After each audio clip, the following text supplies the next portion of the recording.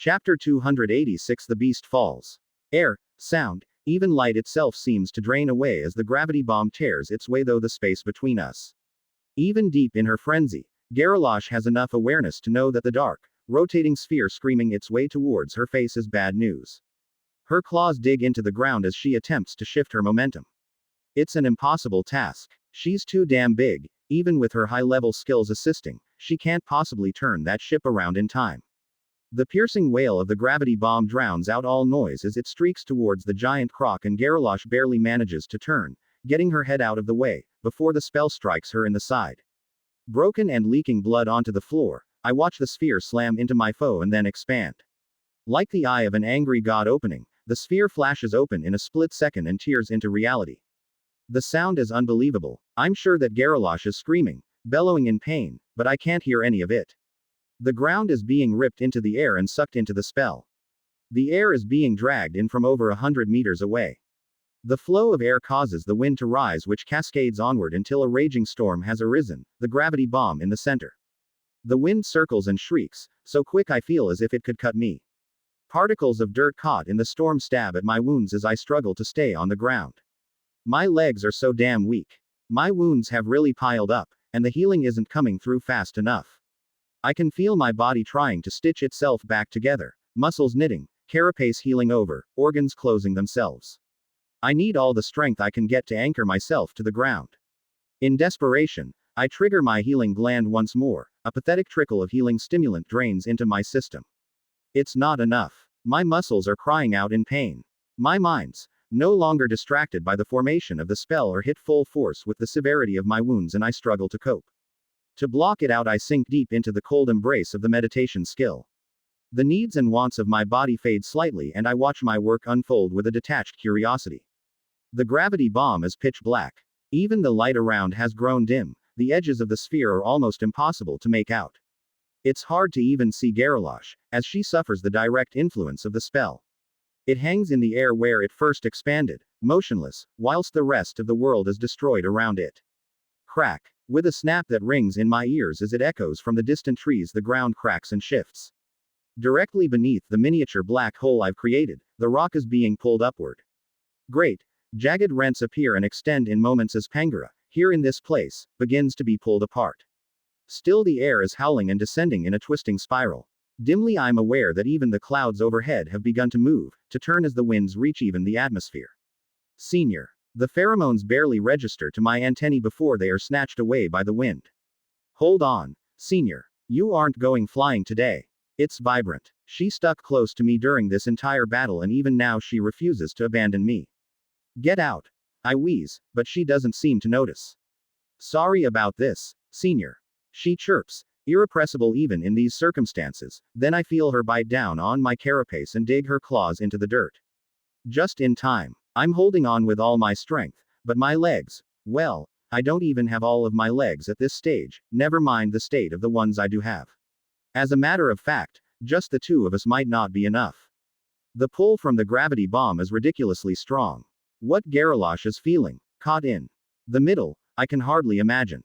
Bit by bit, my claws begin to lose their hold on the ground. It also doesn't help that the ground around my feet is losing hold on itself, and is starting to break apart. Let go of me, Vibrant. I push out. No point coming with me.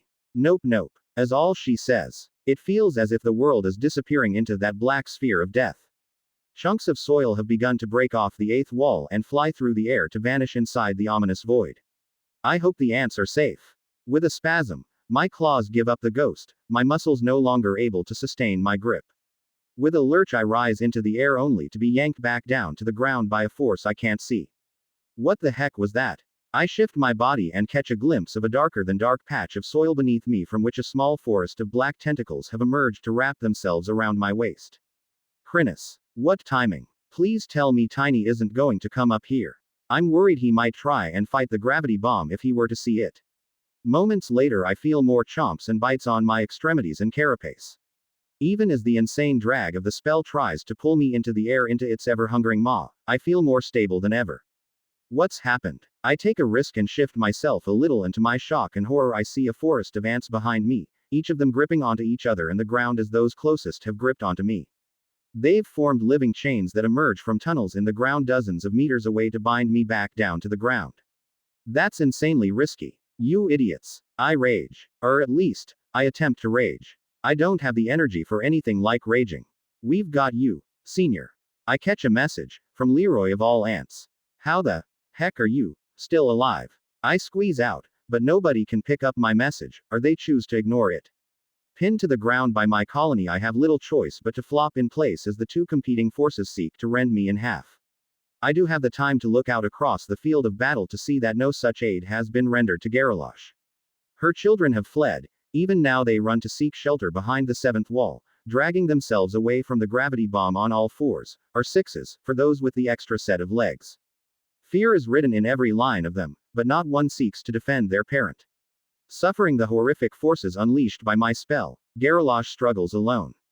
And struggle she does, for she isn't dead. I've been paying close attention in the hopes that the gruff voice of our noble system wizard will resound in my ears, but no luck so far. We stay like for far too long.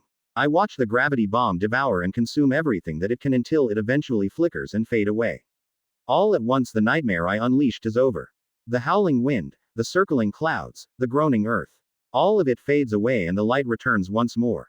Garalosh is alive, but only just. A full third of her body has been carved away, eaten by the void. Heal me, quick, I say. Chapter 287 The Conclusion, The Feast. As Garalosh lies, heaving in pain, her aura diminished almost to nothing, I receive healing from a team of hastily summoned ants. Though the battle has drained them to the point of exhaustion, they manage to squeeze out enough healing mana that I'm able to push my legs underneath my body and stand up once more. Eldest. Victor speaks up as she approaches from my right. Is it over? Do you think Garalosh can still fight? I don't know. I'll go and sort it out. Get the colony back to safety. If the Croca beasts come back, we could have trouble. I see her hesitate for a brief moment. Are you sure? We can send a team of soldiers. I must look like absolute hell. Truth be told, I feel that way. The healers have done what they can, but even then I'm barely together. The cracks and holes in my carapace are in the process of closing over, and my organs are back on the inside of my body, which is a win. The pain is still incredible though, and to be honest, I'm desperate for a nap. But I won't risk anyone else, not after what happened to Grant. I'll go. Stay back. With that, I begin to pick up my legs, one at a time, and walk toward my fallen foe. Even most of the way dead, Garalosh is still mighty in appearance, her enormous frame dwarfs me as I approach. The pure madness is gone from her eyes now.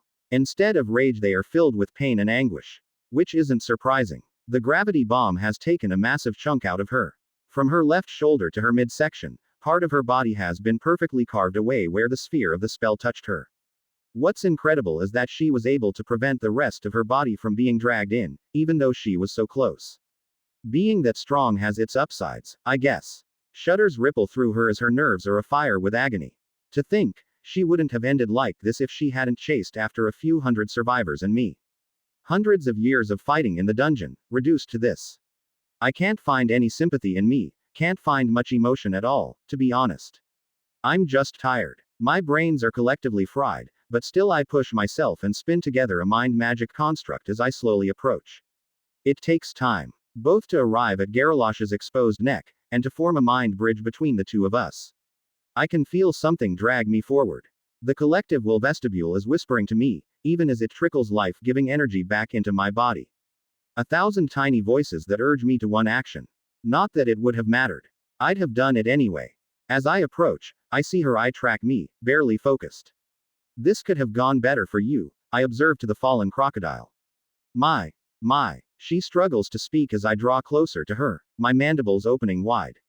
She's alone in this moment, her children have abandoned her, even the Karmo appears to have retreated in the aftermath. My name was Grant. Chomp. You have slain level 132 unique monster, Garalosh. You have gained experience. You have reached level 2, 1 skill point awarded. You have reached level 3, 1 skill point awarded. You have reached level 4. I let the voice of the system fade in my mind as the air flows about Garalosh like a bellows. After a moment, it's done and she lies inert. After a life of senseless violence, she is just biomass now. Nothing more, nothing less. And if I'm not mistaken, quite a lot of biomass. In fact, there are thousands of monsters worth of biomass waiting to be collected. This is going to take ages to clean up. I stand still a moment, to try and take it in. I'd wondered how it might feel, to be in this moment, to exist in this place, but I can't explain it. I feel relief, I suppose. Damn, I'm tired. I slept for so long, and I'm tired again already. The workers will give me hell for it if I go back to rest now. Speaking of which, the colony has begun to gather around. Those who had emerged already, those who remained behind the walls, even the core shapers and their pets who had hidden underground, all emerge and make their way towards the fallen titan. In moments, almost the entire colony is gathered around me. The queen is still resting in the dungeon, of course, defended and guarded by a watchful contingent. The brood tenders are doing their thing, I've no doubt, but just about everyone else is here, it seems. The silence and stillness are heavy. Not many creatures can do silent watchfulness like a huge crowd of ants can. They don't move, they don't speak. They physically can't blink. Not even a whisper of pheromone in the air either. What do they want? A speech. What would I even say? Oh boy, I'm getting stressed. I don't know how to deal with this level of attention. If someone could give me a level of direction here. Some instruction. No. Think for a second, Anthony. If you were a giant ant monster who'd just achieved a long sought after victory, what would you want to hear? Wait a second. I am an oversized ant monster who just achieved a long sought after victory. Just tell them whatever is on my mind, and it should be fine. Here goes. Ah, hello. Nice start. Smooth. Today, through the efforts of every member, the colony has emerged victorious in our battle against Garalosh and her children. The mother of Crocs is dead, her children are scattered and the horde has been smashed. I give my audience a quick eyeball to judge their reaction. It's not helping. They don't have one. Thousands of blank ant faces stare back at me. Even their antennae don't twitch. The air is perfectly still now. After the chaos and calamity that has occurred here, the silence is bizarre, almost otherworldly. I stumble there a bit, I can admit it, keep pushing forward. We lost many members of the family today. It's important that their struggle isn't forgotten. They were not soulless creatures who served unthinkingly, that was what the horde had been.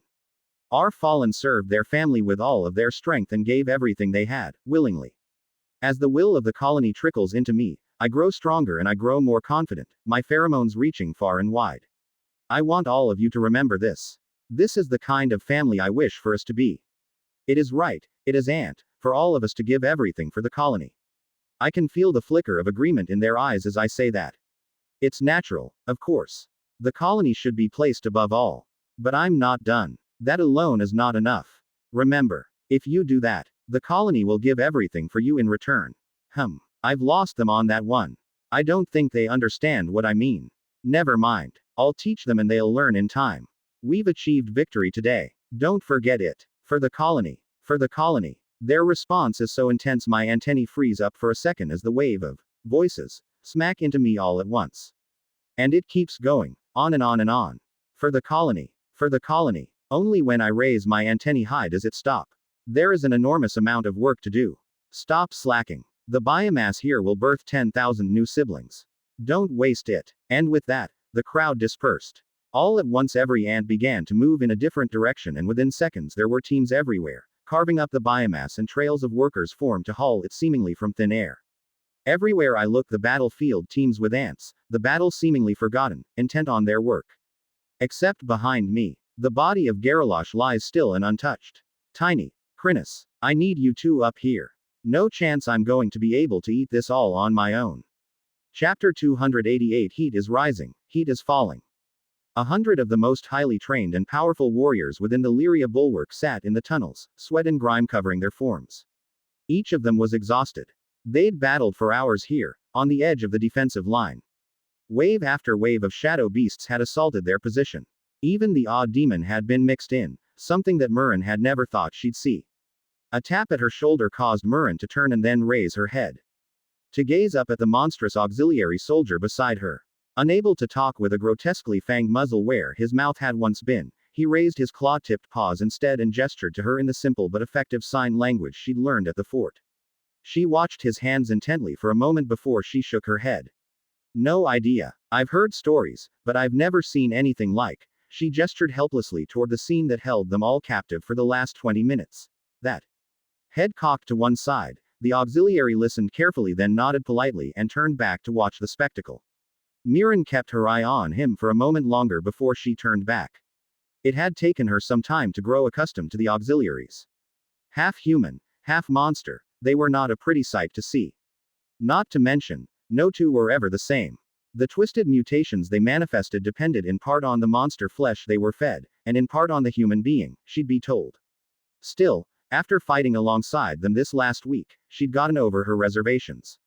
Condemned criminals they may have been, down here, they were legion. A blinding flash of light from in front caused her to shut her eyes, and a deafening crash followed by a hail of stones and debris announced the use of another rock-shattering skill. The constant howl and scream of monsters was dimmed for just a second before it rose once more to fever pitch. It was hell, down here. Day in, day out, they'd fought and battled until they could no longer stand, until their hands no longer worked and they needed to be pried out of their armor, scrubbed down by workers and thrown into a bed for a few hours of nightmare-plagued sleep. Then back into the action. Mirren had fired so many arrows, slain so many monsters, she was sure the dungeon would have been empty by now. But it didn't make a dent. Nothing did. This was only one fort along the bulwark, and hundreds of thousands of monsters had met their doom here. But it was never enough. Mirren turned to her other side and laid a hand on the scarred runic metal of her new partner. The abyssal armor she'd been issued, a fine example of the medium-sized ranger pattern that she'd been wearing throughout the conflict. Since they'd been relieved at the front, she figured she may as well take it off and rest for a moment. It wasn't exactly heavy, but wearing the armor was taxing on the mind and spirit. Boom. Another impact pierced the shriek of monsters, and another shower of dust and rock battered into the tunnel walls, drawing her attention back to the battle still taking place not even 50 meters from where she sat. Encased in his oversized, rune-inscribed abyssal armor, the commander held the tunnel, by himself. The great axe in his hands hummed with delight as each swing sent red blades of light tearing through dozens of monsters at once.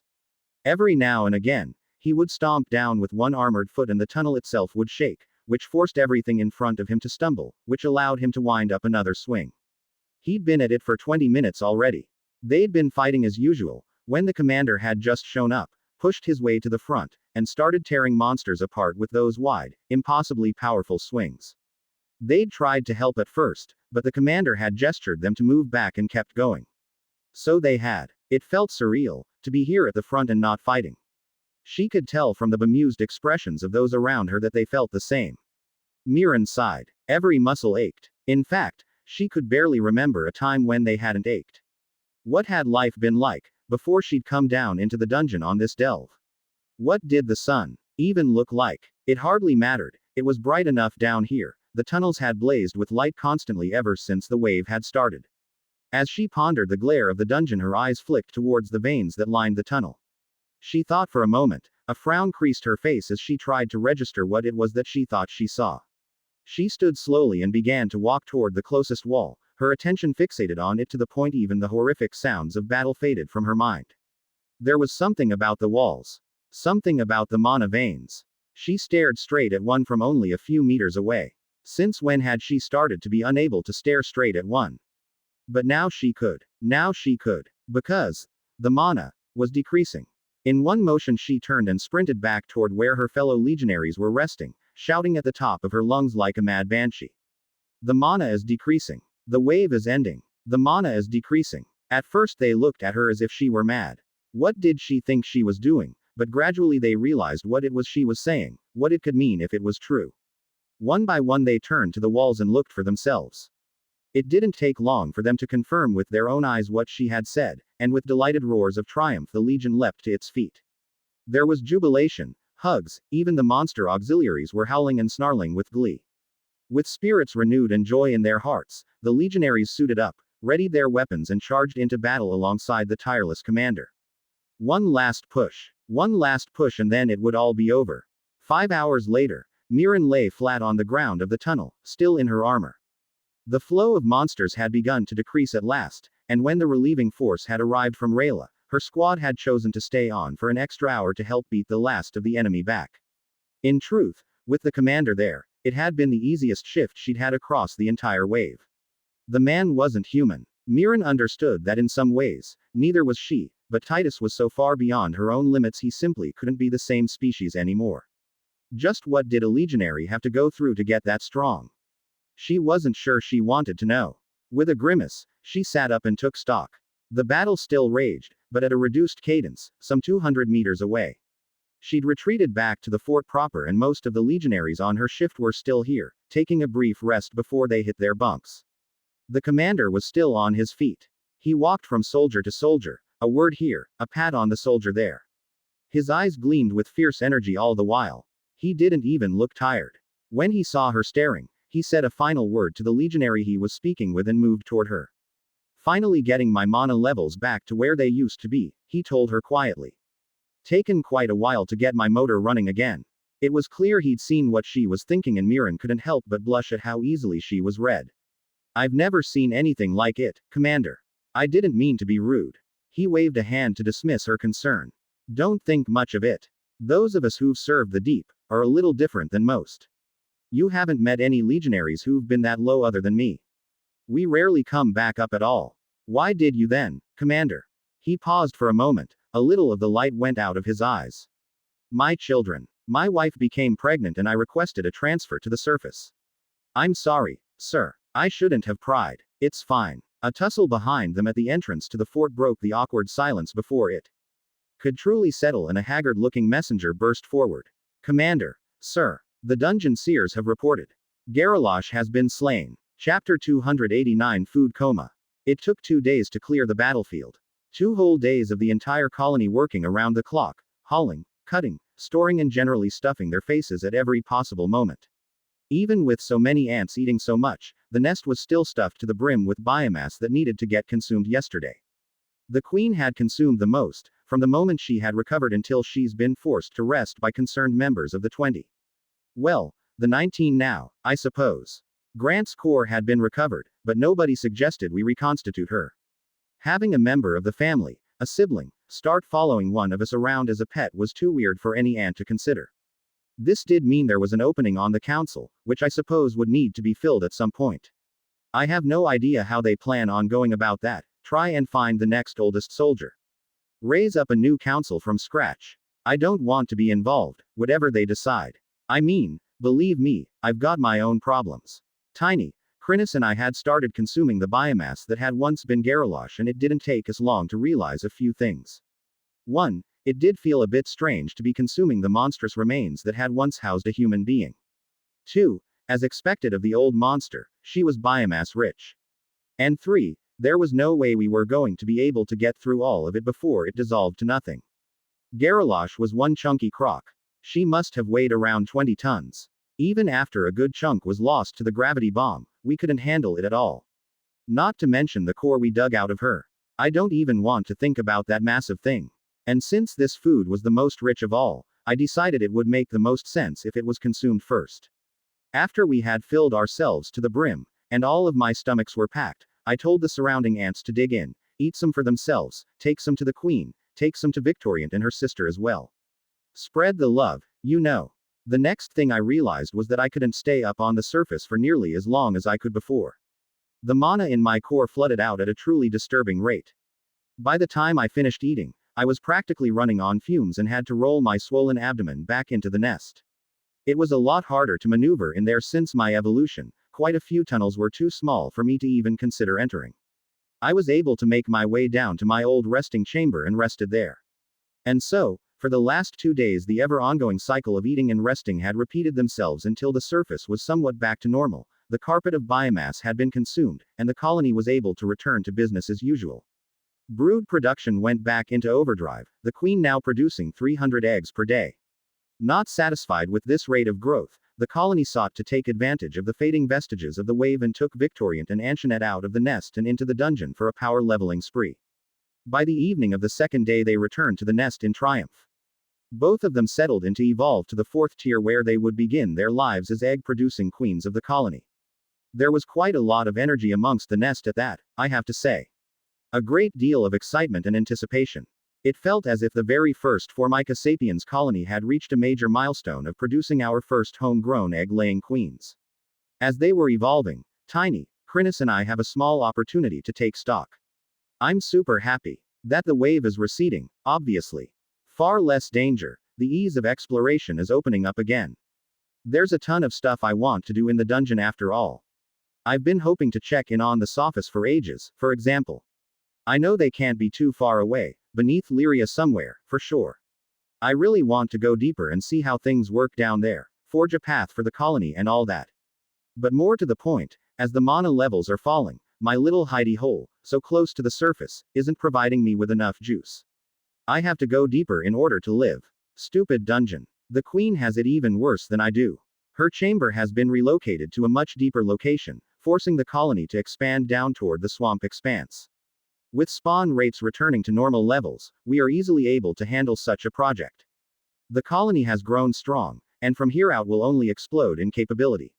I also have a ton of skill points and biomass I need to deal with. I picked up a heap of levels from my fight with Garrulash, as I expected from a battle with a creature so far above me. I'll have to deal with that sooner or later. For now though, I'm not too bothered. I'm looking forward to a more relaxing existence where I'm not stressing about dying every second of the day. No existential crises. No imminent doom. I feel as if I just slip into torpor and stay there for a few weeks. I don't want to do a thing. Of course, I can't do that. The nest is positively buzzing with activity and energy. Brood tenders are rearing and teaching, mage ants and core shapers are experimenting, carvers are building and studying. Even the soldiers and scouts have gone nuts, hunting and exploring in the dungeon without pause, eking every little bit of experience and biomass they can get before the wave is over. It seems as if once the surface cleanup was complete, I fell in a heap whilst the rest of the colony just kept on going. The guilt is overpowering. Or perhaps that guilt is just the constant niggle of whispers and tugs that filter through the vestibule. I don't want to think too closely on that though. Instead, I ignore it with all my strength. So I finally pick myself up and head up and out of the nest. I may as well pay the humans a visit before I wander off, just to make sure they aren't doing anything too stupid. With Krinis riding on my now much more spacious back and Tiny following behind, I make my way out of the nest only to pause when we crest the top of the hill and come across a team of carvers working on something that appears to be shaped from solid earth. What are you guys? Oh my god.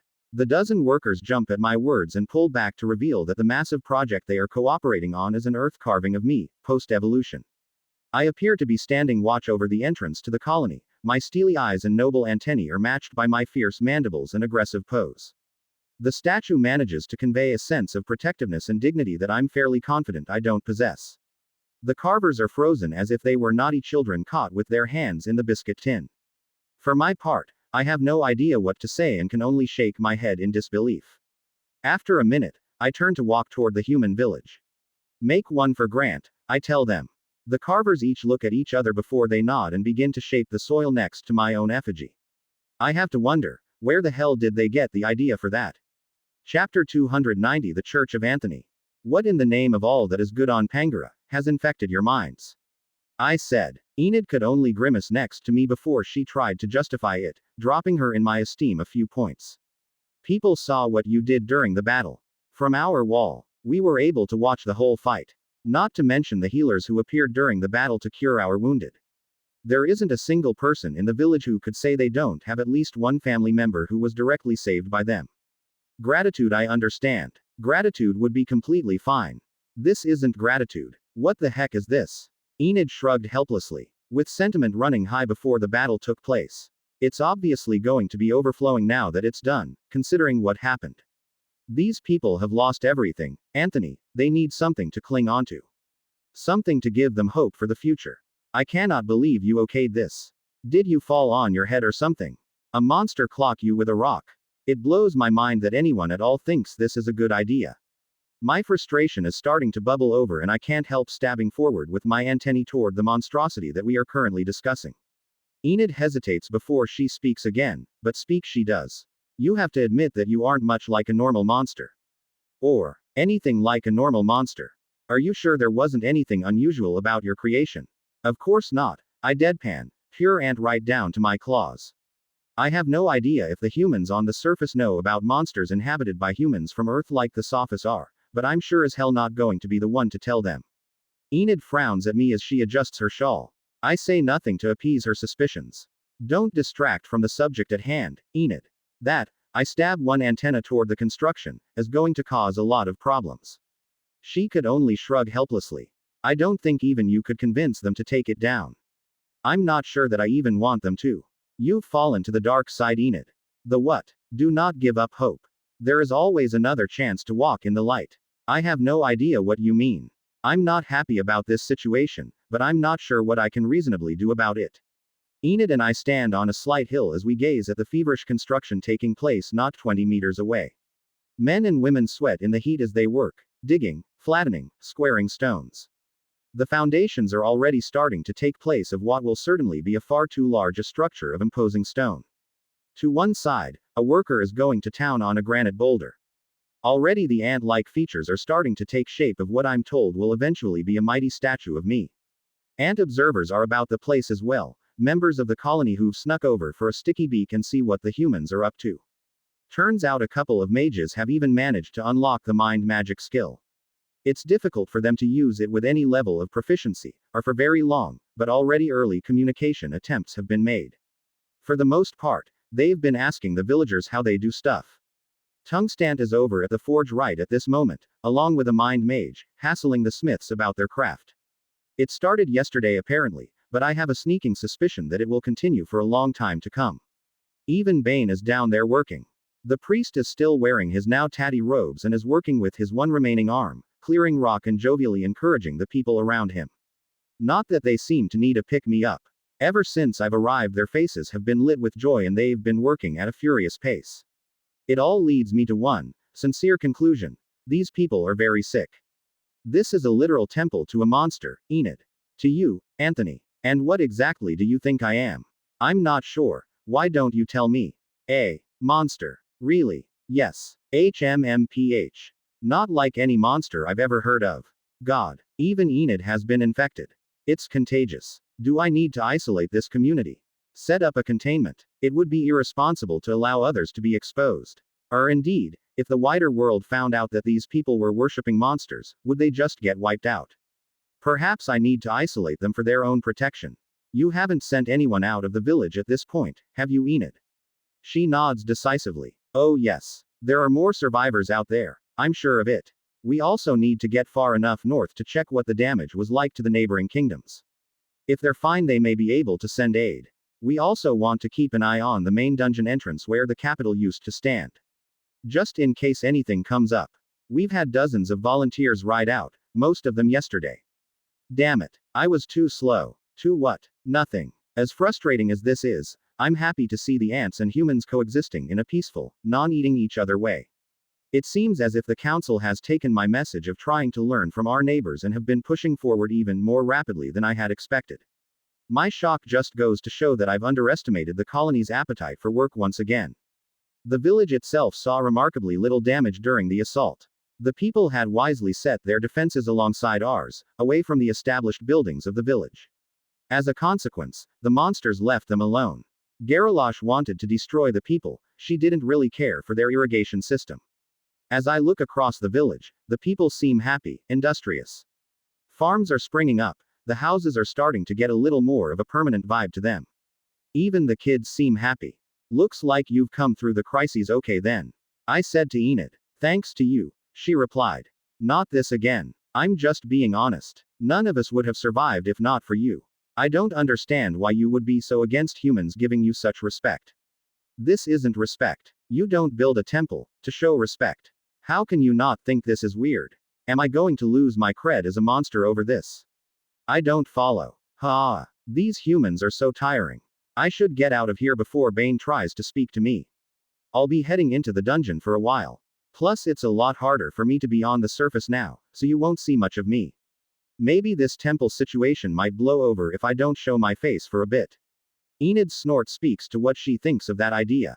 Looks like the colony is going to keep hassling you guys for knowledge anyway. If you keep teaching them, I'll make sure that we keep protecting you. Sounds fair, she observed. I need to get out of here. I broke the contact with her and turned to walk back to the colony. These people are nuts. Chapter 291 Unexpected Meeting. In an effort to return to normalcy, I think it's best that I get back to the colony as quickly as possible. With Krinis and Tiny in tow, we make our way out of the village. Before long my thoughts begin to wander toward the Commonweal vestibule. It's powerful, there's no doubt about that. The constant flow of energy that trickles from the gem-like organ and into my system is nourishing in an all-encompassing way. It washes away my fatigue, refills my other glands, heals me and perhaps does other things as well.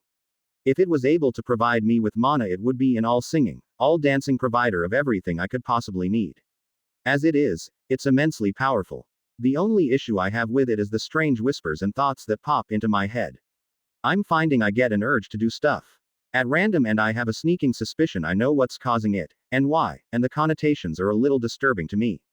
I don't intend to set myself up as some sort of king, but the colony feels like it's trending that way at the moment. I'm not sure I like it. I'm really looking forward to breaking out on my own for some dungeon exploration. Just put some space between the family and myself for a little while and let things settle down. I'll need time to adjust to this new evolution, and Tiny and Krinis need to evolve and build their strength if they're to keep up with me. Before the wave is gone completely, we need to push deep, maybe even try and find the second strata. Do some fighting, level up a few skills, clear the air a little. After all the excitement of the attack by Garalosh, I can't wait to get back to a simpler life. Muddling along like this, I walk for 20 minutes before I wake up to the fact that I'm nowhere near the nest. What the heck? Where are we? I'm not sure, Master. Hearn. Tiny grunts. It seems as if we've wandered into the forest. I immediately get suspicious. There's no way I would have gotten lost. I'm an ant. I follow the pheromone trail when I walk. I could walk along the path whilst I was asleep and still manage to get there. Someone has been playing with my mind. And I can think of one likely suspect. Hello, Mr. Karmo. I hope you've brought me here for a friendly chat. No hard feelings about me killing Garalosh, right? Or for murdering your attendants. Maybe I shouldn't have mentioned that. I mean, they did try to kill me first. Self-defense is a thing, right? I babble within my own mind as I nervously watch the surrounding trees for any sign a large, vengeful lizard is about to charge forward and attempt to bite my head off. To my chagrin, there is only silence in my mind after my words, and I don't see any movement around me. Doubt begins to creep in. Did the Karmo drag me out here just to play funny buggers? Is he just messing with me? With caution, I turn around to orient myself back to the nest. Gah! And out of nowhere the Karmo has appeared. Flanked by 6 of his Setsula attendants with their hoods down for once, the lizard wizard is standing only 3 meters away. I leap back in shock as Tiny and Krinis move to take an aggressive position, ready to come to my defense. What the heck are you doing? You'll give me a heart attack. You've been there this whole time, haven't you? Playing tricks on me. The lizard shifts his weight slightly as his eyes stare unblinking into mine. Something tells me that's as close as a Karmo gets to laughing out loud. When I calm myself a little, I take a good look at this manipulator and his attendants. I haven't been able to see them this close before, and it's interesting to see them now. The lizard himself is bedecked in finery. I hesitate to say it, but for a giant lizard, he is rolling in bling. Woven tapestries with gleaming golden thread tassels lay across his back. The colors are rich and deep. Purples, greens and yellows that depict mountain scenes and deep caves filled with magic. On each of his legs he wears at least one golden ring, and his neck is positively covered in them. The servants are similarly well dressed.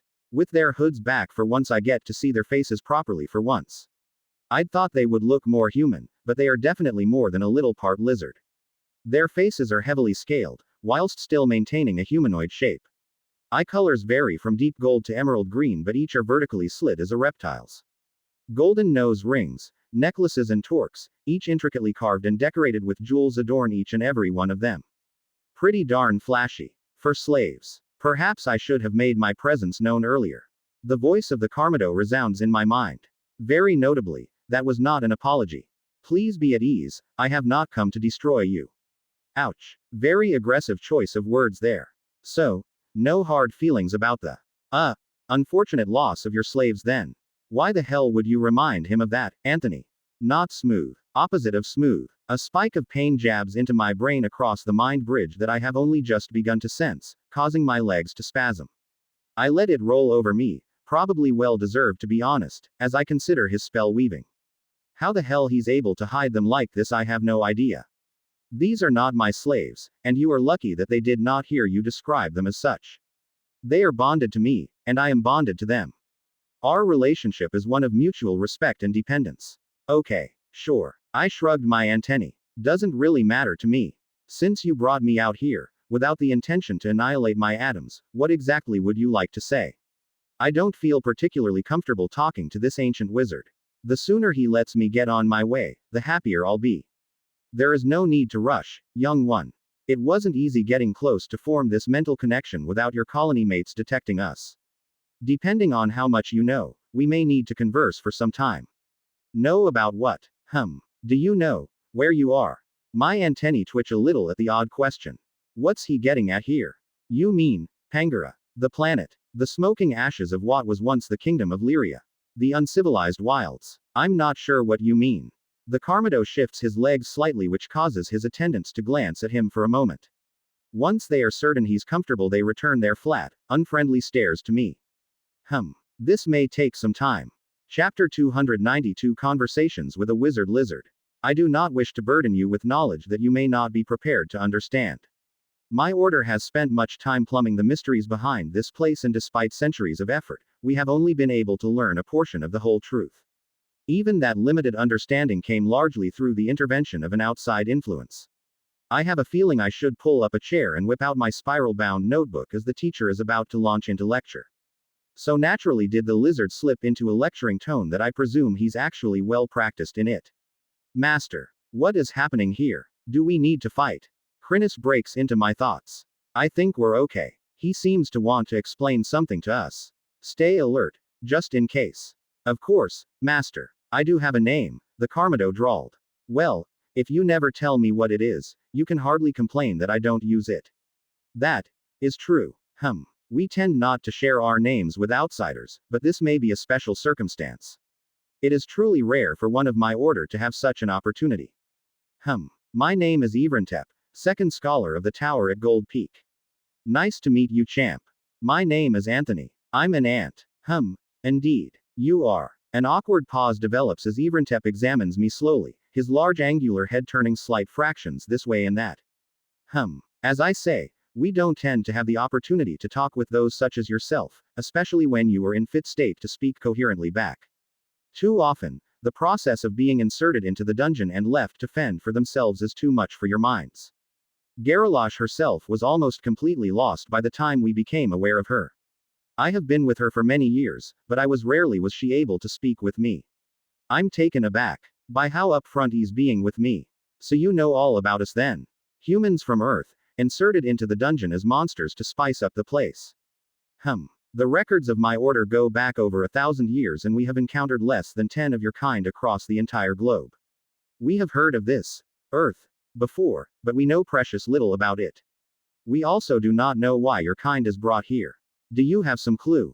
I think I might keep the fact I can talk to the dungeon itself quiet for the time being. Who knows? Maybe the dungeon gets bored. Perhaps so. Perhaps so. There may be some merit in this suggestion. I will ponder on it later. For now though, are you in possession of Chrysalis' core? Huck, I don't want to think about that stupid gem. Don't even want to remember it exists. I am. Not here with me, obviously, but, yes. That is a rare treasure. I would be very careful that the knowledge of what you have doesn't travel far. A core of that type is exceptionally rare and exceptionally powerful. I can't help but shrink back from Iverteep at those words. You're saying you don't want it? He blinks slowly. I do not. We are not interested in the core. We are interested in those with the power to absorb it. You say, we. I presume you're referring to your order. Is this a Karmo sorceress cabal of some sort?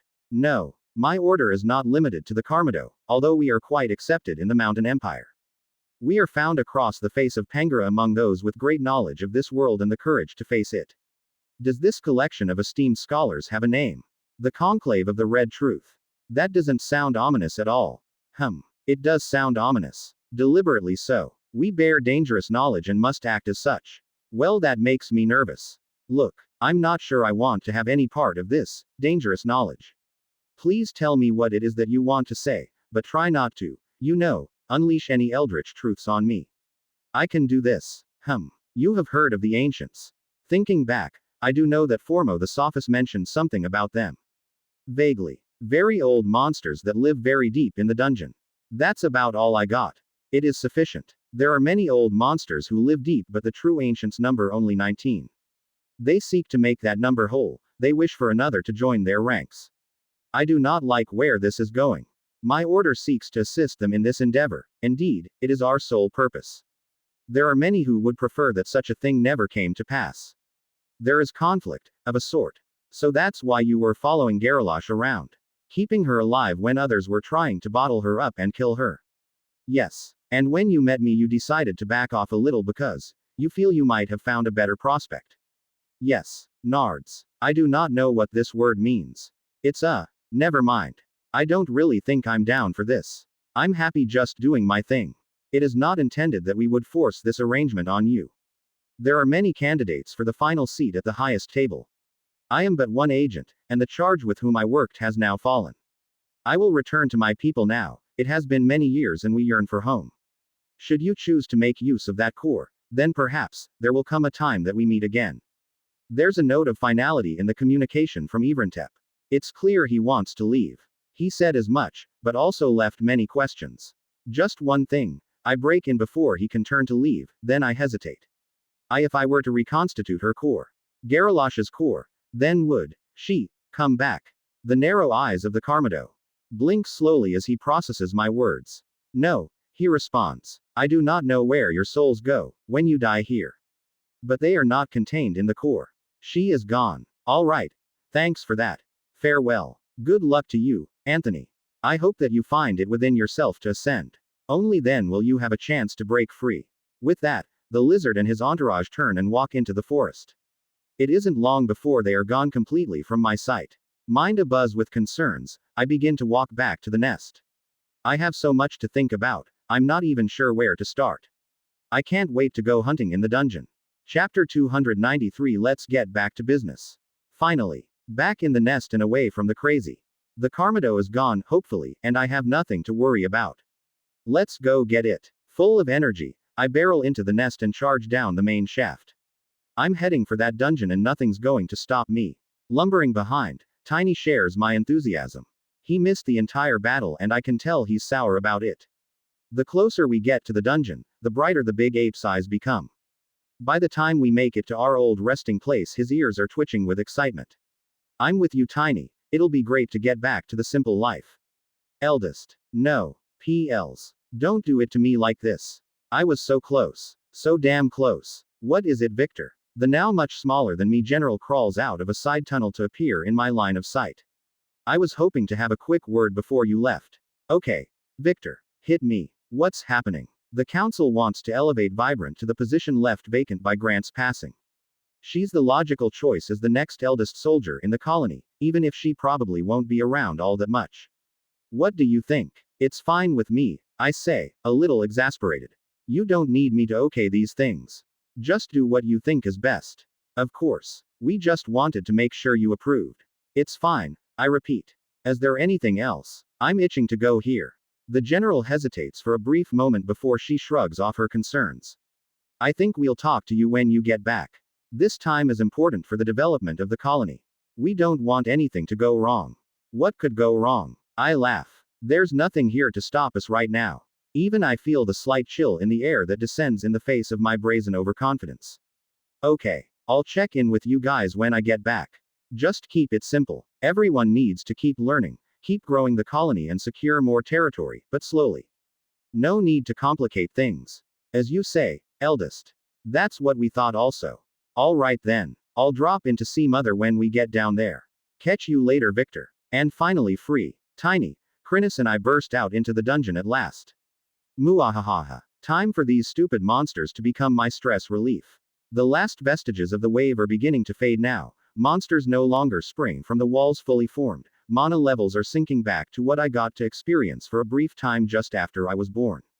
It hasn't fallen to that point yet though, and spawn rates from normal spawn locations are still higher than normal. The colony has been busy cleaning out the tunnels around the nest as fast as possible in order to make use of this.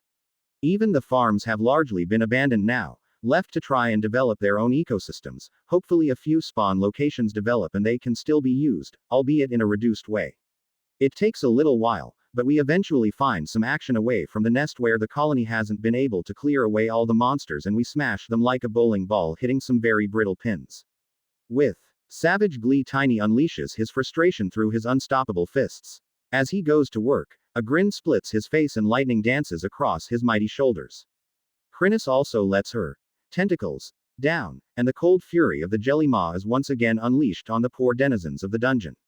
I can almost see Krinis's cold smile as her writhing limbs perform their dark dance, tearing limb from limb and cutting monsters to ribbons. I let my pets do most of the work. They need the experience far more than I do, and it's soothing to me in a curious way to watch my two friends go to work. A bit of acid here and there is the extent of my contribution. More to let myself grow accustomed to my new range and aiming capacity than anything else. Being able to shoot in front of me without having to turn around is such a boon I can hardly describe it. Especially now that I'm this large. As an insect, I'm not especially flexible, there isn't a whole lot of twisting that goes on, I just have to turn my entire body around to orient my business district.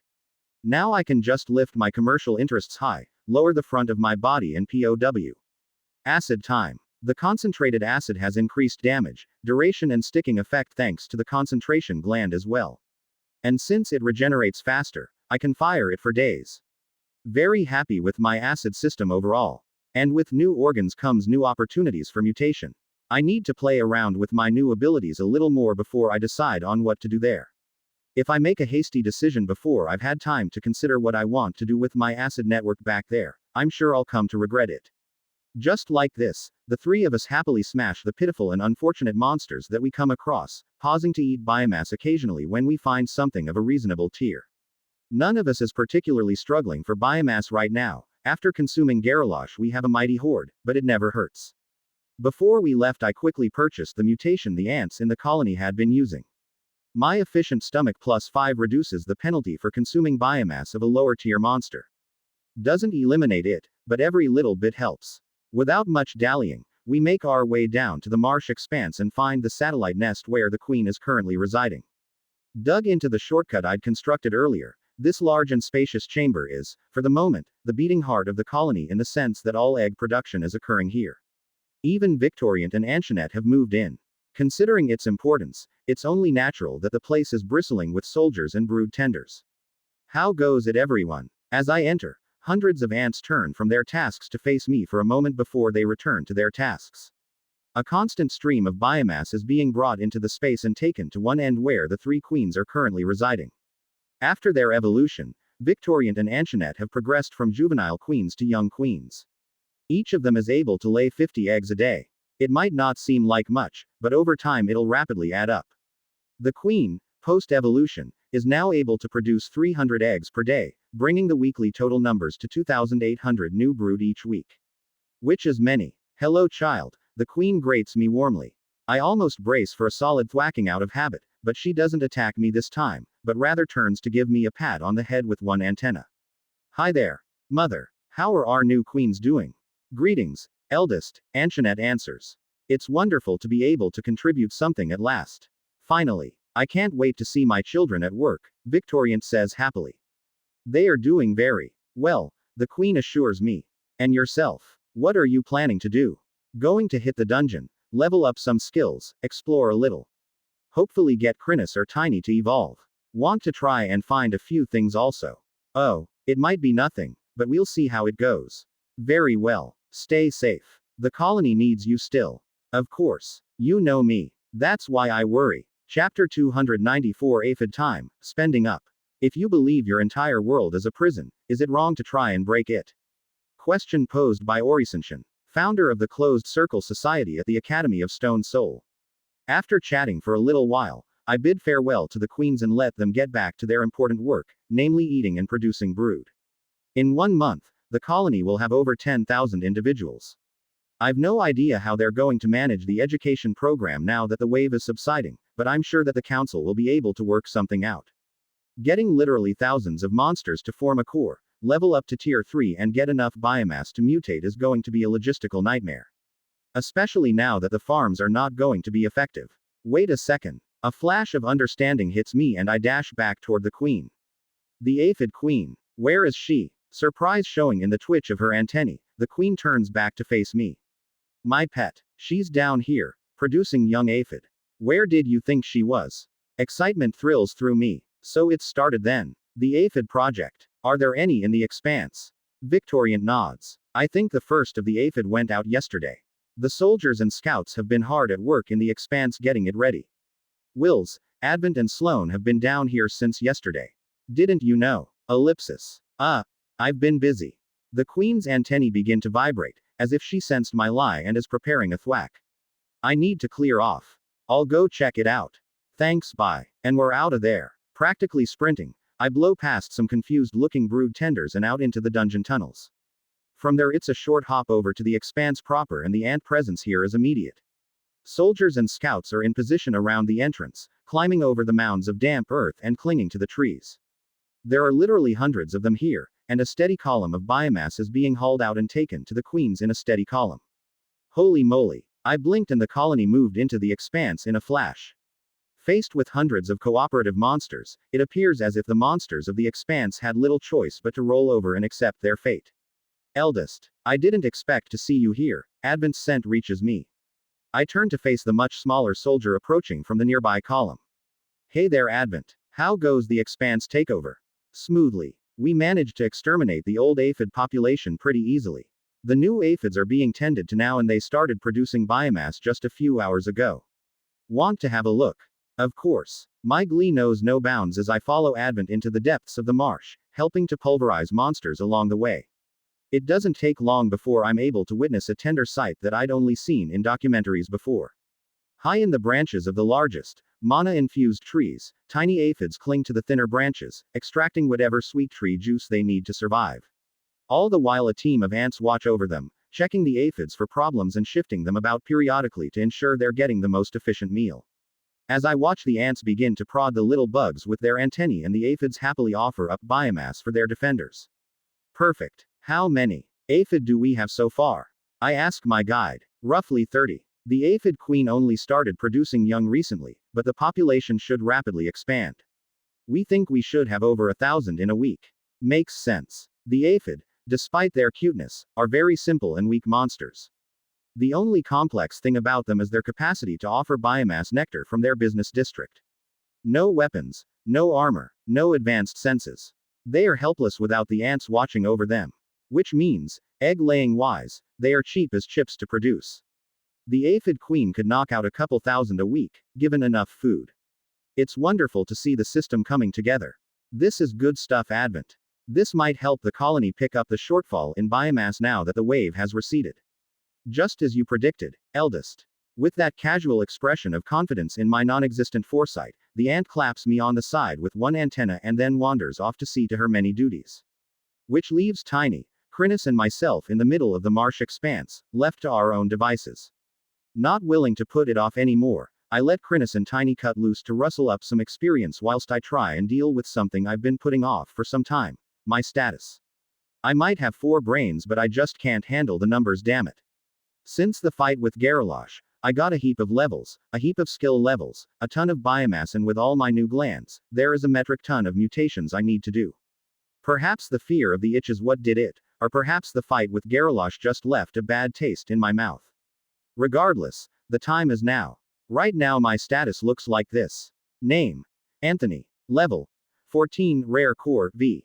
Might: 91. Toughness: 79. Cunning: 64. Will: 45. HP: 158 158ths. MP: 232 130ths. Skills: General. Expert Excavation, 3 Level 5. Advanced Grip, 2 Level 8. Advanced Stealth, 2 Level 9. Tunnel Map, 2 Level 6.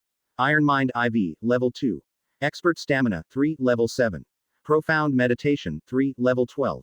Flicker Dash, 3 Level 5. Mana. Mana Transformation, 3 Level 15. Condensed Mana, 3 Level 9.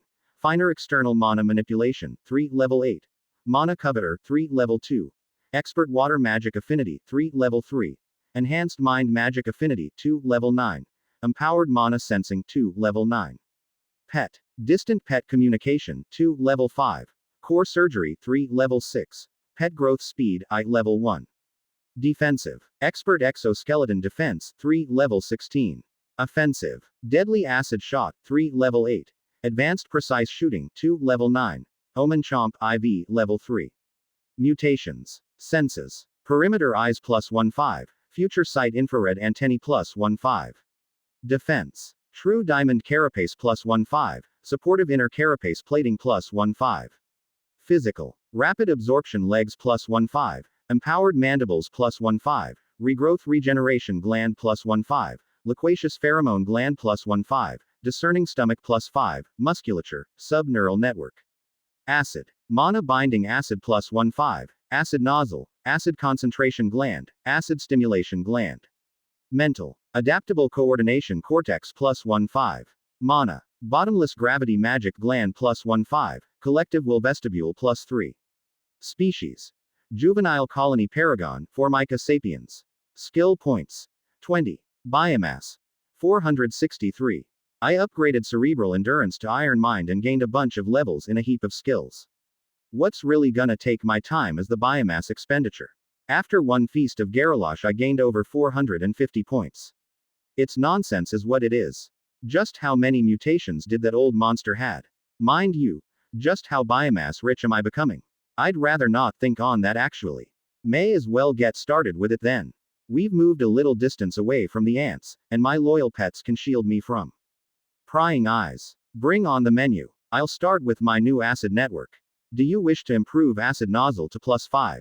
This will cost 15 biomass. At this level you may choose a mutation advancement, select from the menu. Once again the vast list of possible mutations unfolds within my mind. What a pain. Even for something as simple as the acid nozzle, there's still this many options. Let's see here. Focused acid nozzle. Reduces range but increases the force of the acid spray. Hose acid nozzle. Instead of firing in bursts it turns into a hose-like attack. Flexible acid nozzle. Increases the flexibility to improve firing angle even further. I mean, that's what I originally purchased the nozzle for, but I'm satisfied with the results so far. I think I'll focus in a different direction. After much musing I decide to go with the pressurized acid nozzle. This option improves the range and reduces the spread of the acid fired, meaning I deliver my product with more precision across more distance. This is something I can only endorse. The concentration gland. This organ serves the purpose of thickening and increasing the potency of the acid within the acid gland it's attached to. I wonder what sort of options I'll get here. Do you wish to improve acid concentration gland to +5? This will cost 15 biomass. At this level you may choose a mutation advancement, select from the menu. Alright then. The list has hundreds of options, many of them what I expected. You can use the concentration gland to add extra effects to the acid, elemental damage, longer lasting, more acidic. It seems as if the concentration gland makes a nice pairing with the acid gland as you can spread your bonuses or further reinforce them with this organ. There isn't anything that's too wild here, although the solidifying acid one is weird. Turn the acid solid. Why? Perhaps it would make sense in a monster build a little differently than I am. I certainly wouldn't want to be delivering that product. In the end I select the potent acid concentration gland +5. This will improve the ability of the concentration gland to perform its role, making the sticky and mana-eating effects of my acid more powerful, without doing much for the damage caused by my acid. Lock it in and keep going. Only 433 biomass to go. Chapter 295. Hello again my old friend. Next on the chopping block is the final link in the commercial zone, the acid stimulation gland. It's a simple gland that does what it says on the tin, replenishes the acid faster. I'm curious what sort of upgrades would be available for something so relatively straightforward. Do you wish to improve acid stimulation gland to +5? This will cost 15 biomass. At this level you may choose a mutation advancement, select from the menu. If the list is shorter, then I don't think I can tell. Still a metric ton of options. Short bursts of rapid regeneration. Constant but smaller effect. Tie rapid replenishment of acid to certain times of day or particular conditions. Drain stamina to increase replenishment. Drain mana. Drain HP. That last one is a bit nasty. Literally draw blood and turn it into acid. How in the heck? But the mana and stamina options intrigue me. By triggering the gland, it will start to consume the specified resource to stimulate the acid gland and increase acid production. Since mana is a resource I have a lot of use for and don't really want to increase the drain on, stamina seems like a logical choice. Especially when I consider that I gain increased regeneration from the vestibule.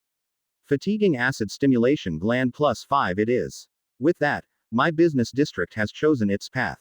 To keep things simple, I'll take the option to double down on those upgrades at +10 and reinforce them at +15, which should give some potent effects.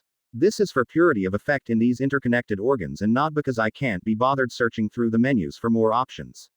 That's my story and I'll maintain that lie to my grave. With that done, I can turn my attention to my musculature and subneural network. These are two upgrades that I'm very excited about. First, the muscles. Do you wish to improve musculature to +5? This will cost 15 biomass. At this level you may choose a mutation advancement, select from the menu. Again the menu, and again the tantalizing options. Elastic muscles, extra flexible muscles, muscles that are hardened to resist damage, muscles that self-repair, muscles that you can force to break themselves for a burst of extra strength. I guess I need to focus on what I want my muscles to do. As an invertebrate, my muscles don't feel quite as critical to me, since they're on the inside rather than the outside. Flexibility options are irrelevant, defensive options I can also discard. What I really want is to bite harder. I'm a fairly uncomplicated ant, I suppose. More biting. That is the name of the game when it comes to my muscles. The most important muscles to an ant are right in their face. No endurance, just more instant power. Twitch musculature +5 increases the instant release of power for rapid but short movements. This looks good. It doesn't help with sustained biting, but it helps give more explosiveness to my bites. It may even have an effect on my movement, allowing for a faster dash. And then the subneural network. Essentially a fast response nervous system add in to increase reaction times. This little enhancement cost me a fair bit of evolutionary energy and I'm very interested to see what sort of mutations are available for something like this. Do you wish to improve subneural network to +5? This will cost 15 biomass. At this level you may choose a mutation advancement, select from the menu. And I shall. Look at these options. External subneural network. Enable the nerves to extend outside the body itself and detect fluctuations to further improve response times. Wouldn't having nerve endings outside your body be a little on the risky side? There's a heap of options to make the network more sensitive to various forms of stimuli, or respond to specific threats. Heat, cold, poison, air movement, mana density. Seems as if you can tailor the response based on the threats to get hyper-fast reaction speeds to the threat you hate the most. It's tempting, for sure, but I'd prefer to have something less effective but more generally useful. After a while I settle on something I think is fairly sweet. Gated subneural network +5. Forms mana spatial gates that send signals directly to receptors in the brain, shortening travel time of signals from extremities. It does cost extra mana to maintain, but I think will provide the biggest generic boost without any other serious drawbacks. So essentially, my body becomes covered in this little gateways where my nerves come together, which teleports the signals into my brain. That is freaking awesome. Lock it in. The only question is, do I want the same thing at +10? I'll need to consider the options, I think. And now for the vestibule. Saving the finest for last. Do you wish to improve collective will vestibule to +5? This will cost 9 biomass. At this level you may choose a mutation advancement, select from the menu. I have to admit I feel a little trepidation with this. The vestibule is far and away the single most powerful gland I have. I certainly don't want to mess it up with a poor selection. Let's see what we have. The majority of options are surprisingly what you would expect. Improve the effect the vestibule has on stamina, or stress, or health regeneration, or gland rearmament. There is no option to allow it to regenerate mana though, curse the luck. Other options relate to range of the effect, allowing the organ to be effective further away from the source of the will. I get a stab of fear when I notice the option to include another species in the designation of the vestibule. Am I really prepared to start receiving energy from the humans of the village? Those nutters. No. I don't think I could handle it. For now, I think it's safest to go with something conservative and just increase the range. I can't always guarantee that I'll be close enough to the colony, and if I can have their support as I roam the dungeon, I'll be a great deal happier. Let's lock in the vast collective will vestibule +5. Then I'll pay for those. Ellipsis. Oh right. The itch. Chapter 296 Search for the Sophus. Ah. The itch is back. It's horrendous. In just moments I'm on the ground with Tiny and Krinis watching over my prone and twitching form. Perhaps I should have waited until I was on my own, but once I started I got caught up. Why do I suffer this endless torment? To be honest, the worst part, by far, is the vestibule. As the strange flesh crystal undergoes its mutation, waves of irritating, irresistible itchiness roll through my whole body until my eyes are bugging out of my head. I hate it. I hate it so much. After 5 minutes, it's all done and I immediately start queuing up the mutations for +10. If I'm going to put up with this, then I'm going to get it all done at once. Maximum pain in the minimum amount of time. Let's do this. After poking through the menu, I end up with my selections looking like this. Hyper-pressurized acid nozzle +10. Thickened potent acid concentration gland +10. Rapid fatiguing acid stimulation gland +10. Instant twitch musculature +10. Wide-gated sub-neural network +10. Doubling down on all of the upgrades that I'd selected before. This particular purchase is going to set me back a cool 200 biomass. Quite the hefty price to pay. I'll have 188 when it's done. The previous itch only just beginning to fade from my mind, I grit my mandibles and confirm my selections with the great and bearded system. Ellipsis dot. Hagakafla. Wait a sec. Smaggle adap. Is there another one coming? Ha. Hag. No. No, I'm good. Shlamalamonen. And I'm back on the floor. This time it takes me 10 minutes to get back myself as my body undergoes a savage round of mutations. To be honest, it isn't quite as bad as the last time because I chose not to mutate the vestibule. I want to think a little more on that before I commit to anything. In fact, the range I got from the first mutation seems to be quite significant. I can feel the trickle of energy rocket back up to what it had been during the battle. It seems as if the entire colony is back within my range now. Which is good. Upgrading from +3 to +5 seems to have also increased the amount of energy trickling into my system, which is a plus. With more upgrades, the vestibule will really start to flex some serious power. Something to look forward to. Alright guys. I'm okay. Are you finished mutating, Master? Yeah, I'm all good. I push my legs under me and get back to my glorious, not flailing on the floor self. Alright. We need to go exploring and I want to try and find an old friend. An old friend, Master. Yep. Formo the Sophus. Stand-up guy, but a little old-fashioned. I didn't have you when I met that guy. He's a super powerful core engineer with pets that are insanely powerful. He suggested his whole village was quite close by. Hopefully they're as friendly as he was. I'm sure that we can make our escape if they prove difficult, Master. You didn't see that worm. Worm. Let's just say, it was bad news. Let's go, Tiny. Time to hunt the dungeon. Tiny is only too happy to leap to his feet and get back into the swing of things. The things swinging are largely his fists in this instance, as he pummels his way through the monsters in our path. With Krinis providing support, her tentacles lashing out, grasping hold of poor unfortunate monsters who don't get long to lament their fate before they are rendered, then eaten. We need to head back towards the forest expanse. I last saw Formo in the tunnels branching off from that place, so hopefully I'll be able to get in contact with him somewhere over there. I don't have a bright idea on how to find him other than wandering around the tunnels and broadcasting widely through mind magic. But before I can start that, we need to get back toward the right location. And so we battle. Glorious, glorious battle. It's almost insulting how easy it is for us now. We tear our way through the first strata monsters like a superheated knife through already partially melted butter. Even an earth bear tyrant isn't able to stand up to my omen chomp for more than a single bite attack. My newly upgraded musculature allows me to snap down with incredible speed and force, and the upgraded skill, which allowed me to tear into even Garalosh's powerful scales, is easily able to pierce the hides of these monsters. But I still sit back and give most of the experience to Krinis and Tiny. Krinis in particular, is quite close to her evolution. She's only a tier 3 lifeform at the moment, as opposed to Tiny's tier 4 and my tier 5. If I can get her a rare core, then she'll get a massive boost in power during her next evolution. More things to look forward to. Chapter 297 Tunnel Time. My mandibles close with a mighty crunch and another massive centipede has met an early grave. You have slain level 15 adult claw centipede. You have gained experience. To one side, Tiny is pinning down a rotting rabbit and he is repeatedly punching it in the head until it stops moving, and on the other, Krinis continues to work her dark magic on the creatures unfortunate enough to fall into her clutches. Got things under control, team. URAAA. Tiny bellows, both in my mind and out loud as his fists finish their work.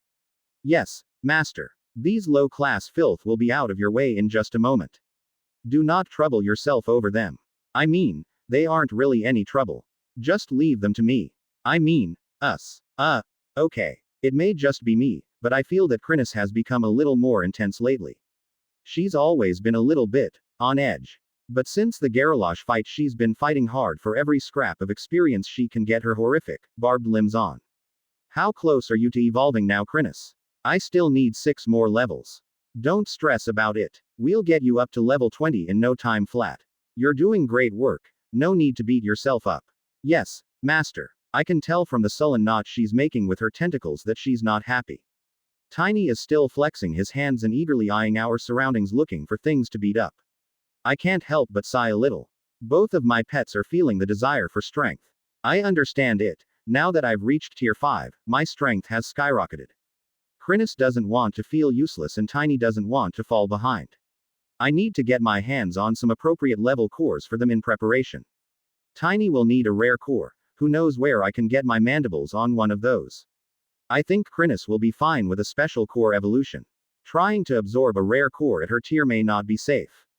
Let's keep looking around. We must be getting close to the forest expanse by now. The 3 of us clean ourselves up for a moment, scanning our defeated foes for cores to absorb and eating a little biomass before we move on.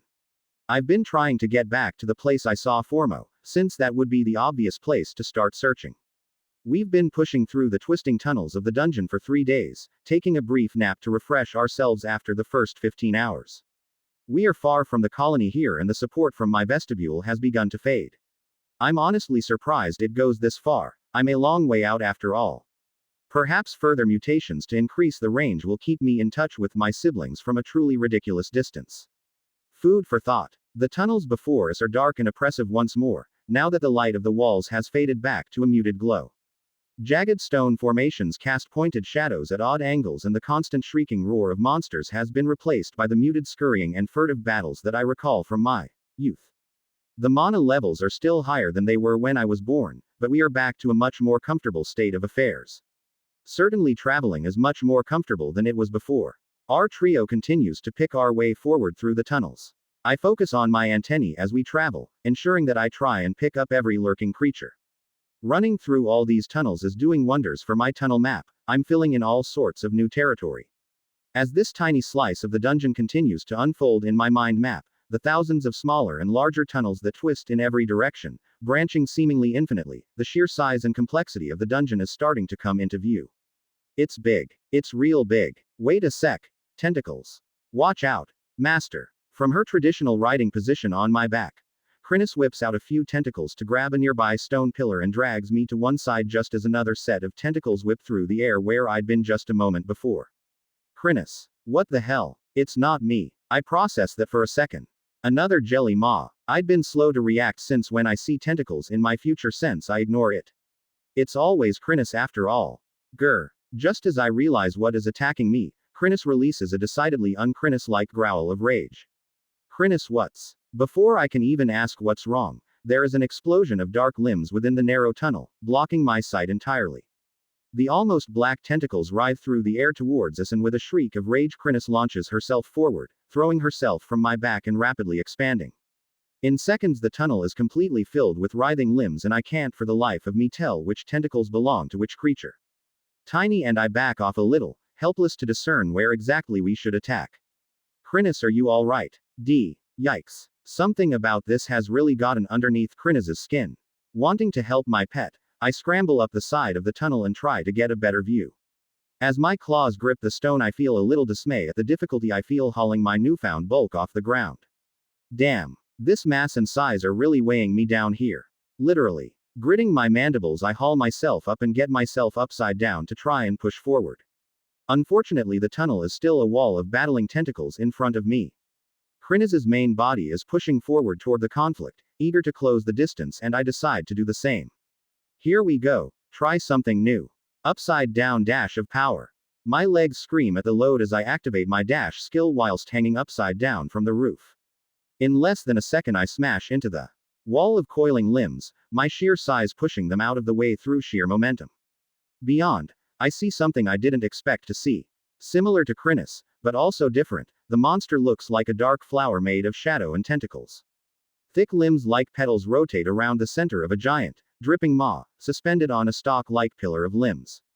The head of this monstrous flower tips from side to side as an increasing number of tentacles extend from the body to combat my pet. Is this thing more evolved than Krinis is? Chapter 298 Shadow Flower. D. Krinis shrieks as she continues her furious tentacle assault, one that is matched by the dark flower in its intensity. Their conflict looks like nothing quite so much as an enormous pile of shoelaces actively tying themselves into knots. That interaction takes a darker turn in seconds as both sets of shoelaces suddenly extend differing but equally savage barbs that start to tear into each other with abandon. The tunnel reverberates with the sound of buzzing and rending as the two shadow creatures start slicing each other apart. Their shadow flesh is curiously pliable and doesn't offer much resistance to the cutting force as bits and pieces of both start to litter the floor. Krinis, are you okay there? Die. Die die die die die die die die die die die die die die, as all I get in response. Holy moly, she has dived right off the deep end. I need to assist. Not that I think Krinis will lose in this Jelly Maw showdown. I just want to ensure that she doesn't get too torn up in the process. Indeed, already she's begun sprouting new tentacles to replace those that have been lost and those limbs whip through the air to battle alongside their brethren in the great tangle. From my precarious position on the ceiling I can see the shadow flower extend limbs like roots across the floor of the tunnel, burrowing into the soil, but I also manage to see the creature's own shadow deepening to black darker than night. At that moment I make use of my new and improved business district to fire my sizzling product at the enemy. How do you like that for an express delivery? The acidic fluid rockets through the air fast enough to produce a piercing whistle, and the flower, not 10 meters away from me, recoils as if struck by stones when my projectiles strike home. At that speed I suppose the liquid would feel rather solid. I hadn't thought of that. Though less splashy than usual, I'm happy to see that the acid still gums up and starts burning its way through the shadow flesh of the flower at a prodigious rate. How? Plenty more where that came from, you offensive rose of death. And I mean, plenty more. With the full weight of my new production system back there, my acid has once again become the potent weapon it was when I'd first been born. Ah, the nostalgia is real.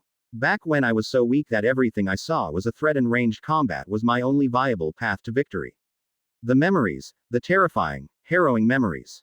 Things have come a long way since those days, thank Gandalf. For now, let's focus on what's truly important. Quenching the white-hot rage that appears to be burning within the heart of my poor eldritch monstrosity of infinite horror. The flower is not enjoying my new and improved product by any means. It writhes in pain, 100 tendrils coiling around itself to shield it from my wrath. Not likely, you Krinis irritating flower. It's way harder than that to get away from me. My legs are still straining to hold my more impressive bulk attached to the ceiling, but I'm able to scurry forward to bring myself closer to the creature, just as Krinis completes her work with the shadows. Suddenly, a dozen ravenous, barbed limbs rise from the floor and latch onto the beast, hungrily tearing into its flesh. Just in time for me to apply my mandibles. Omen chomp. A huge chunk of stamina drains away as the nightmarish dark mandibles manifest before me and slice through the air. Shadow flesh isn't the toughest stuff in the world to start with, and in the face of such a powerful skill, the limbs that extend from the flower are shorn away like hair caught in a barber's scissors. A frankly disgusting amount of limbs flop to the ground, and with a psychic shriek of savage joy, Krinis bounds forward, her jaws wide open to reveal the cavernous, dark void within. I have to admit, the flower puts up a valiant defense. It has a remarkable amount of shadow flesh in the tank, and if I'm not mistaken there is something fancy going on with those roots. Flipping on my mana sense, my suspicion is confirmed. The creature has penetrated tentacles deep into the ground and is sucking mana up at a furious rate. In fact, that might explain its prodigious capacity to create shadow flesh. If the creature had some sort of capacity to convert mana into shadow flesh at an accelerated rate, that would be an interesting solution to the problem that Krinis attempted to solve with her shadow flesh generation gland. I have to admit, this shadow flower is an interesting design based on the original Jelly Maw. Hang on a second. Design. Suddenly suspicious, I turn my gaze at the creature itself. A powerful core blazes inside it. Probably not a rare, but pushing the upper limits of special, for sure. I can't shake the feeling that this creature is a little more carefully put together than the dungeon's own scattershot approach. Hold on, Krinis, I call. Too late. Fias SSSSSSTTT. She hisses viciously as her maw opens wide. What I saw then was not meant for mortal eyes. The process of one jelly maw consuming another is, I can only imagine, the sort of thing dark gods whisper to each other at their evil clubs of nefariousness to make each other shiver. It was loud. It was messy. It was not quick. When it was done, Tiny and I stood looking down at the now shrunken Krinis, who appears to be covering herself with tentacles in order to shield herself from what she must assume is our judging gaze. Krinis. Don't look at me. Opening square bracket ellipsis closing square bracket. I've disgraced myself. You really haven't. I lost control. As if I haven't. Let's not mention Tiny. Tiny nods in solemn agreement. I am not worthy of your words, master. Please disregard this disgusting servant. That's isn't. Like a distant wave that rushed from a kilometer away to inside my head within a second, a formless pressure built within my mind and then exploded into my consciousness with an audible snap. Holy heck, that smarts. I say, you cretin. What in the name of Bosch have you done to my servant? The mental contact is powerful, skillful, and as loud as a foghorn blasting within an ear canal. You wouldn't happen to be a Sophus, would you? Oh ho. So you know what you've done, you rapscallion. I'll strip out your core and mold you into a footrest. How dare you? How dare you, sir? Maybe you shouldn't have left your pet out in the tunnels on its own if you cared so much. I could read that, you twit. Don't you even start me. I'll feed you to my worm and laugh. Laugh, I say. I do not want to be fed to one of those worms. Wait a second. Any chance you know Formo? We came looking for him. He knows me. Opening square bracket ellipsis closing square bracket. Come on, Formo. Please don't be a recluse that nobody's ever heard of. Why didn't you say so? I'll come find you, old boy. Hold tight. Thank you, Formo. Thank you, from your shriveled legs to your bulbous, eyeless head. Chapter 299, The Sophus Village. When our guide finally appeared before us, I did a quick double take, as he was remarkably similar to Formo in appearance. The impression was somewhat reinforced when he arrived riding on the back of a tremendously fearsome worm monster. What ho! Are you the dastardly creatures who throttled my creation? I take that as my cue to step forward then. Ah, yes. Hello there. We come in peace. Had we realized that the creature we were battling had belonged to one of the Sophus, we'd have left it well enough alone. This particular member of Formo's people shares much the same appearance as Formo himself. The Sophus are quite small, with thin, gangly arms and legs that support an unimpressive torso, which in turn supports a truly impressive nonce. Without eyes or perhaps even ears, the Sophus have an impressively bulbous head that they can't seem to hold up properly, resulting in a hunched posture that makes them look even smaller than they ought to. They appear completely hairless and somewhat wrinkly, which I can easily tell, since they don't appear to wear any clothes other than a loincloth. What in the name of the core forge is that? I can't help but look around frantically to see what he's screaming about, but the guy doesn't have eyes. How the hell am I supposed to know what he's looking at? His head didn't even move. I'm not sure what you mean. Your pet. How in the blazes did you get your grubby mandibles on one? Are you referring to Tiny? I mean, he's a big, OL gorilla. There's a few of them in the forest expanse, I'm sure. We can't be far from it. I'd be happy to take you. No, you blithering numbskull. The lightning fist ape is as common as mud after it rains on a mud farm. I'm talking about the shadow creature. Krinis. Just got lucky, I suppose. Give her to me. Nope. A brief silence descends between myself and the Sophus, who looks down at me, maybe imperiously, from atop his powerful worm mount. I get the feeling he never considered the possibility I might say no to that request. It would seem to me that you owe me reparations after destroying my creation. Even if the volume hasn't changed, it feels as if his tone has become a little less demanding. You may be right about that, I'm happy to admit. If you give me control of your pet, then I shall consider the debt erased. No chance. Silence descends once more. Why? The Sophus finally demands. I don't have to think on that. These are not simply my pets. They are my friends. You don't just give away friends that have battled loyally by your side, that's nuts. The Sophus glares down at me incredulously. Boy, they are magically compelled to serve you loyally. I shrug my antennae. I don't care about that. A moment. And how in the heck did you know I was a boy? I demand. With his sightless gaze, the Sophus looks down at me, as if considering how to punish my disrespectful self, when a great booming laugh rattles into my head. Ho ho ho. It's rare to see someone with a true respect for the master-pet bond outside of my kind. What a treat. A treat, I say. As to the other, I may have no eyes, but the blasted dungeon can't hide much from me. We see much that it would rather remain hidden. In a surprising move, the Sophus leapt from the back of his mount to land quite lightly before the head of his worm and drew near to us. My name is Tirimon. Allow me to guide you to our conclave. Hello Tiramon. I'm Anthony, this is Tiny and this is Krinis. Nice to meet you. Our journey to the village was a little unpleasant. I can still remember the modes of transport I enjoyed back on Earth. Buses, cars, bikes and all that normal stuff. I never thought I'd yearn quite so hard to return to those simple times as hard as I did whilst riding on the back of a giant, slithering rock worm. You can't see a thing for starters. The worm is almost as thick as the tunnel, so we were forced to squeeze ourselves into gaps where some of the body ring segments were smaller than the others. Tiny and I smacked our heads a few times on the roof of the tunnels. That would have been bad enough, if Tiramon hadn't then turned to apologize to us about having to shut our minds down only a brief moment before my consciousness was smothered from within my own head. I awoke to find myself within a strange cavern with another Sophus leaning down to look into my compound eyes. Something about the coloring of his leathery skin tickled my mind. Or perhaps that was the mind bridge that sprung so effortlessly between us. Formo. Nice to see you again, old boy. Chapter 300 Formo returns. Is there a particular reason why you Sophus are so loud? Loud. We're talking mentally, you cretin. Not a sound is made. Formo. You know exactly what I mean. Every time I form a mind bridge with a Sophus I've had my head rung like a bell. Can you tone it down a little? We are simply exuberant, my boy. Full of beans. I seriously doubt you eat beans, Formo. Well, not unless it was a bean monster I suppose. Just take it down a notch, please. I shall ahem. I shall try. I must say, young Anthony, I didn't expect that I would see you again. Judging by your change in size, you've been quite productive over the course of the wave. Well, once the colony got rolling, the wave was almost more help than it was harm. I wonder if you understand why that might have been the case. I'm not sure what you mean. No matter. Come, my boy, let us wander this way.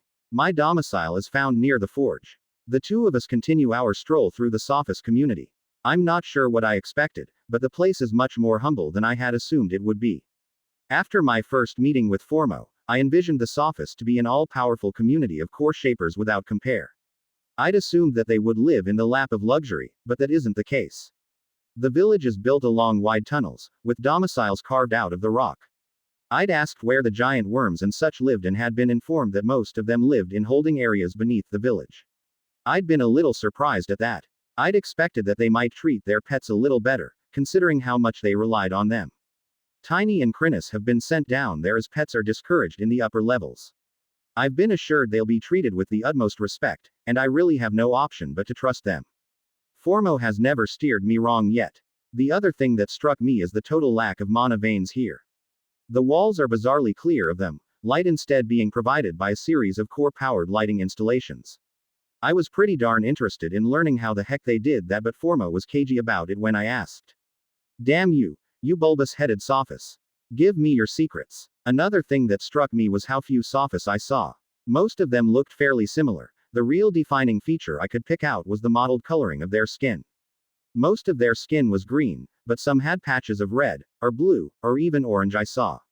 Other than that, their featureless faces appears the same from one to the next. Mind you, they would probably say the same about us ants. I don't see a whole lot of your people around Formo. Is it a market day or something? People sleeping in? What? Of course not. There just aren't many of us. We've worked hard to ruffle the dungeon's feathers and it doesn't appreciate it, not a whit. So the spawn rate for Sophus is abysmally low. Even I can tell how bitter he is from his tone. How does that even work? The dungeon just up and decided your people were monsters. Bah, you touch on a sore subject, old boy. We don't much like talking about, but when the opportunity to rant about the dungeon pops up, who am I to pass it up? I'm sure I wouldn't know. Indeed, my people were underground dwellers long before the dungeon appeared. When mana began to seep through the ground, we were the first to experience and make use of it. When the dungeon tunnels connected to ours, we were the first to come into contact with monsters and battle them. The surfacers ignored our warnings and laughed at our pleas for help. I have to say, their attitude towards us was much the same back then as it is now. That's terrible. Stiff upper lip and all that old sport. It's tough to keep a good Sophus down. We adapted, thrived even. But things began to change. After hundreds of years, we were so steeped in the mana of the dungeon that the stupid system couldn't differentiate between us and monsters. In an instant, like a switch was flipped, We lost our classes, we couldn't bear young, our levels were gone and only biomass could sat us. My mind boggled. What a tragedy. How the heck did they survive? Just step this way. That was more than 1,000 years ago, and there are some of us still alive from that time. We were nearly wiped out. I'm afraid to say, it was a close run thing. Luckily we'd relied on our pets from the outset, and they did not desert us. Now we build our settlements around any spawn point we know has produced a Sophus and we battle against the dungeon wherever we can. How do you actually fight the dungeon? Is it a thing that you can hit? I thought it was more of a nebulous sort of entity. I'm not sure how much I should share about my conversations with a mind that seems to think it runs the show around here. The Sophus may already know about it, or they might pin me down and dissect me. They seem pretty anti-system in general to me. Probably best if I play it cool. Oh, there is much about the dungeon that can be learned, even when it doesn't want you to. It's also possible to work against the interests of the dungeon, once you know what it wants. For example, have you seen the expert profile of a creature after consuming a ton of it? Ah, the profiles. I've unlocked a heap of those after all the fighting and eating that's gone on over the last few weeks and I haven't been bothered to read through them all. I actually unlocked Garrulash's full profile after eating her biomass, considering there was only one of her. The expert profile was unlocked straight away. I haven't been able to bring myself to read it yet. I mean, I killed and then ate her. I'd rather not learn something that gave me cause to regret it. As a fellow former human though, I probably owe it to her. Sure I have. Those damn centipedes were the first. Formo nodded his head. Precisely. Ahem. You were probably a mite taken aback by what it said. That profile gives a little insight into the dastardly intentions of the dungeon. If I recall correctly, that profile suggested that the centipedes were proving to be a good species and would be propagated further. Right. Which means that species has been successful and the dungeon wants to see more of it.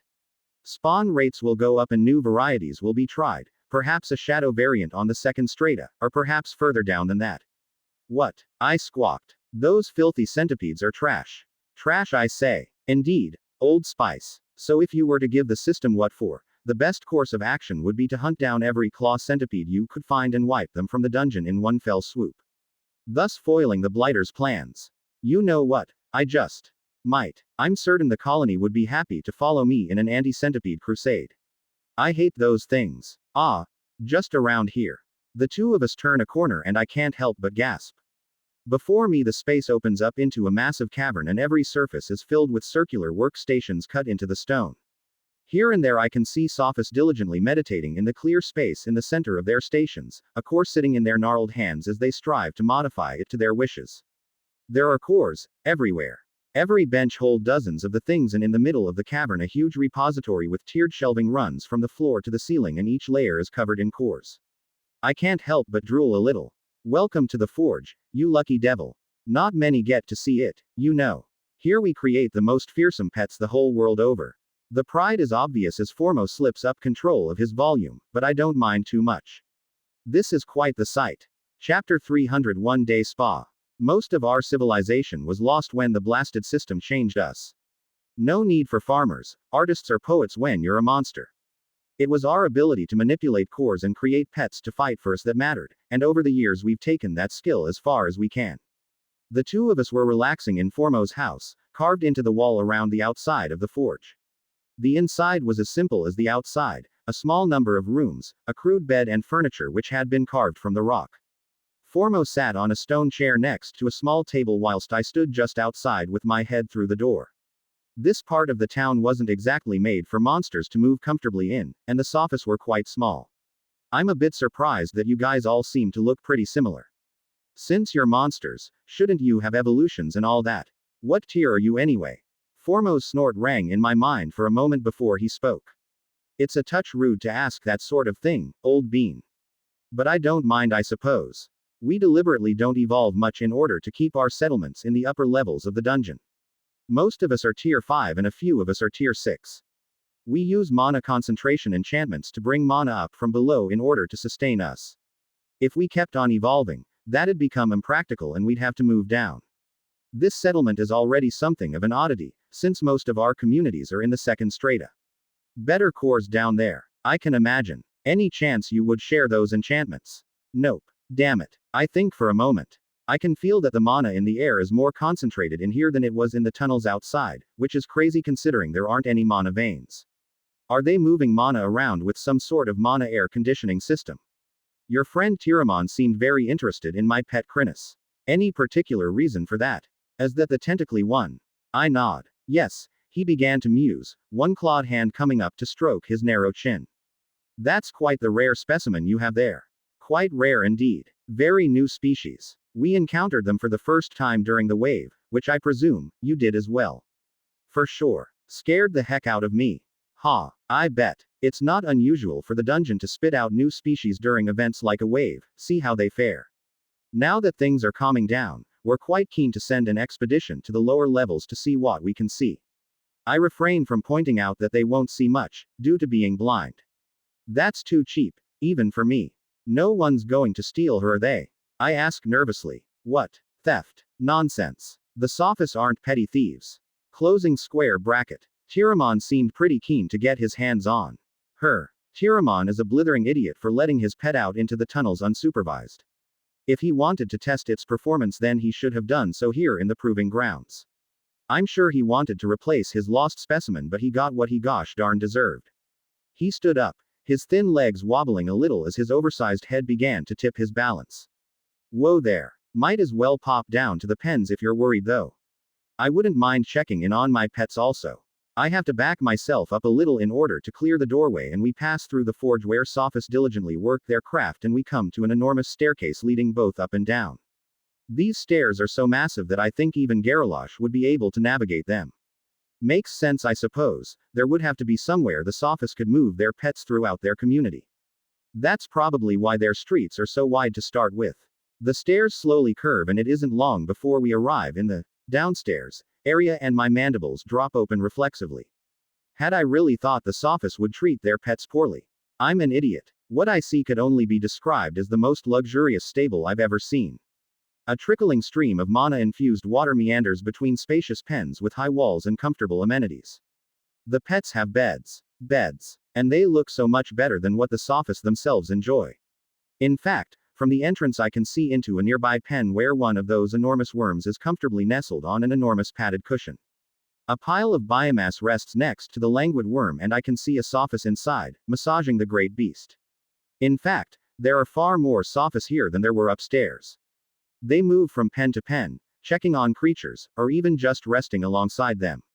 They don't appear to be doing much physical labor, which is understandable considering how weak they are. Instead, they direct other pets to the heavy lifting and move alongside them. It seems as if your people spend more time down here than upstairs. Harumph. We can't have children anymore, you know.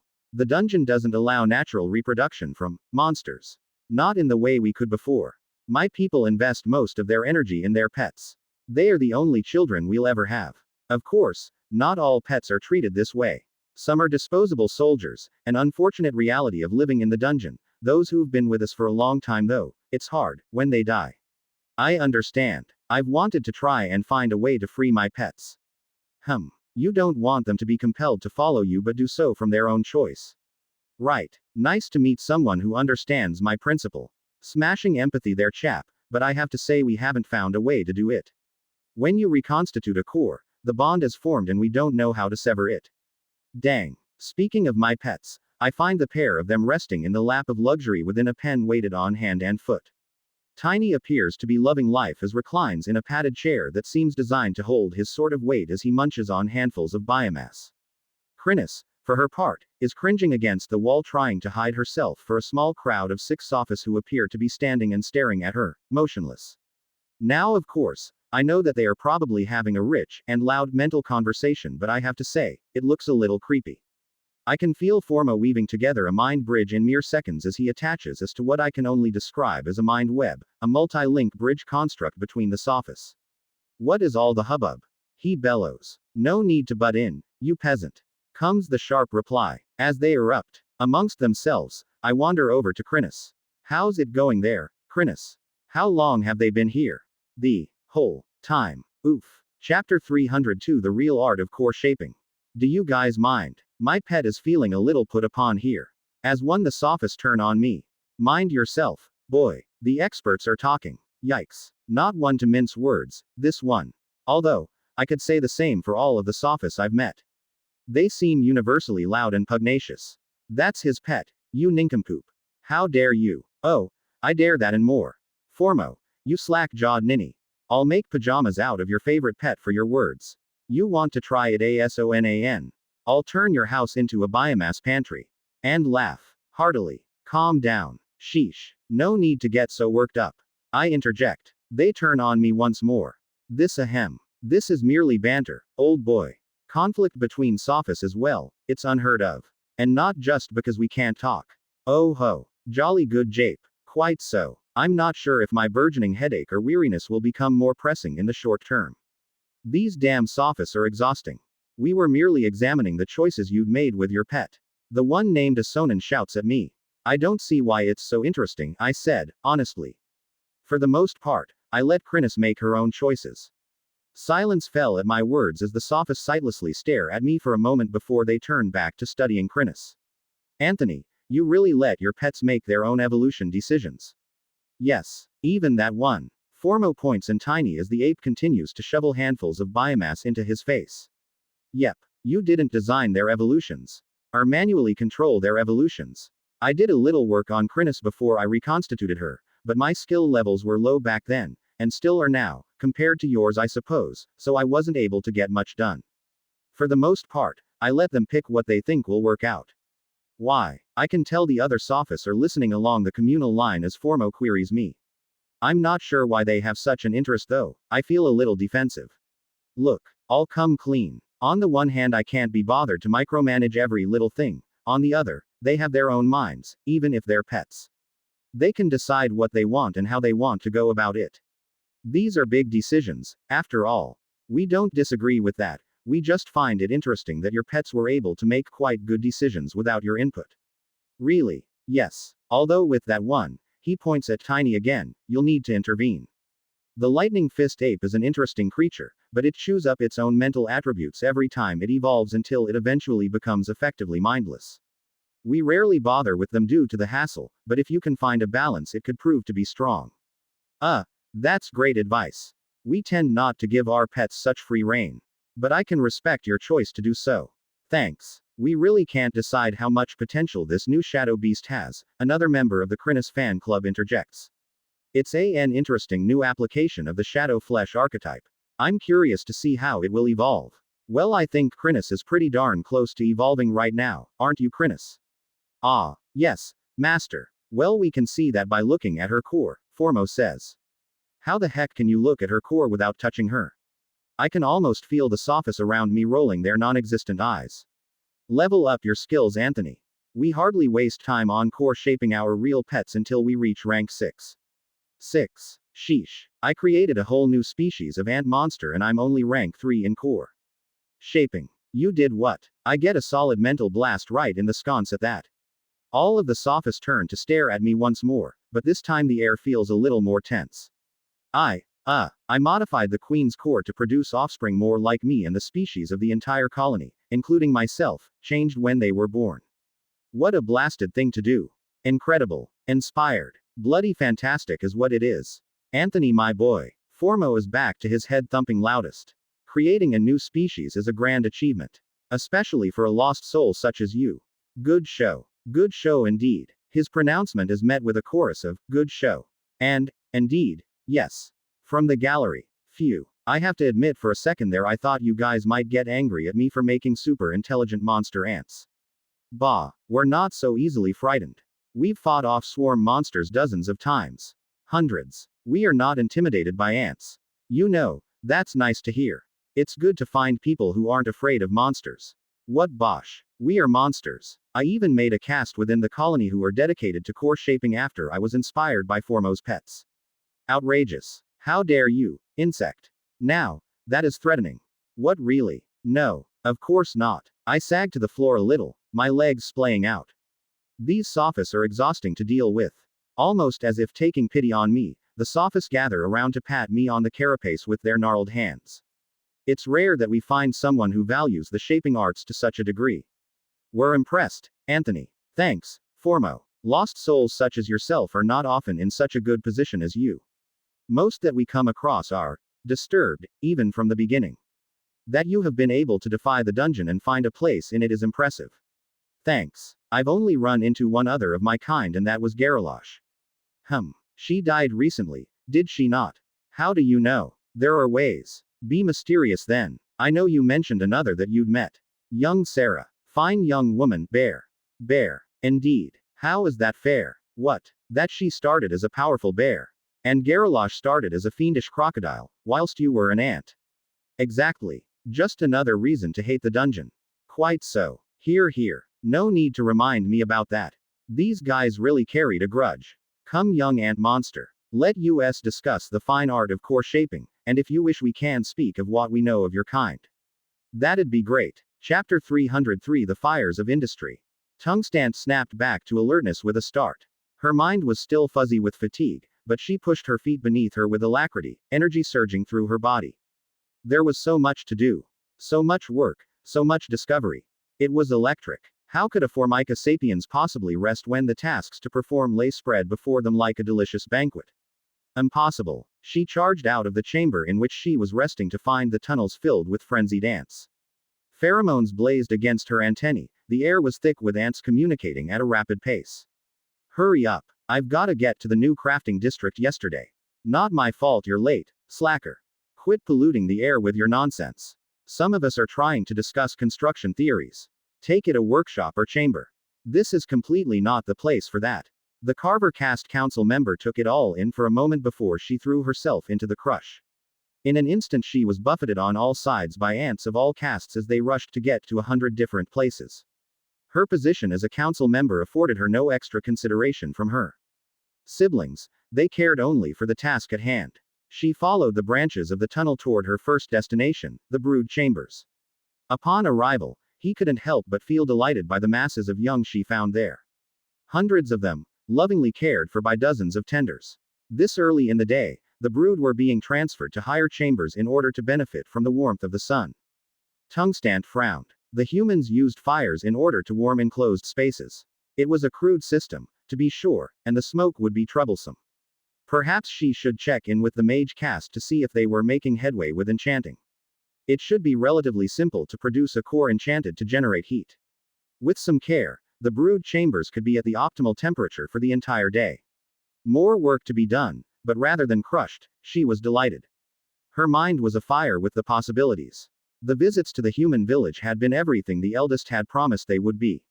Access to a civilization with thousands of years of learning behind them had been invaluable. Of course, the people of the village were still struggling in the aftermath of their kingdom being laid to waste, but still the ants had been able to extract a tremendous amount of information. Forging, construction, enchanting, agriculture had all been new concepts to the colony, but they had pestered the humans endlessly and then started experimenting straight away. And with experimentation, came new skills, and new skills meant grinding. Florence. How goes the brood? The brood tender turned away from her charges for a brief moment to speak with her fellow council member. Tungstant. As nice as it is to see you, we really are very busy here right now. Could you make this quick? Who has time for a conversation that knots quick these days? Laughed the carver. I was asked by the generals to check in. They wanted to know how many hatchlings we were expecting over the next few days. They've been attempting to scout out hunting grounds in order to provide enough experience, and they're worried there won't be enough. Florence twitched her antennae but was able to recall the numbers in an instant. 324 tomorrow and 357 tomorrow. Fair enough. How long until we reach full capacity? The first round of eggs from the new queens hatched yesterday. We expect them to enter the pupal stage in 5 days. Great. Have a great day, Florence. To you as well. The tenders were always so polite. If only the mages could follow their example, as that was Tungstant's next destination. Back out into the connecting tunnels of madness before she made it to the mage chambers. Inside, dozens of mage caste ants were practicing their craft, grinding their skills and experimenting with enchanting cores. Got some more work for us, Tungstant. Need to hand more tasks to the big thinkers in the colony. You do know carvers have higher cunning than mages, right? Speak not of this heresy. Actually, propellant, I had something that might be right up your alley. Fire enchantments to keep the brood chambers warm. Oh ho, I see it. Yes, yes. Simplicity itself. Just make sure you test everything properly. I'll put a team of carvers on it as well. We can compare notes. Have your researchers made much progress?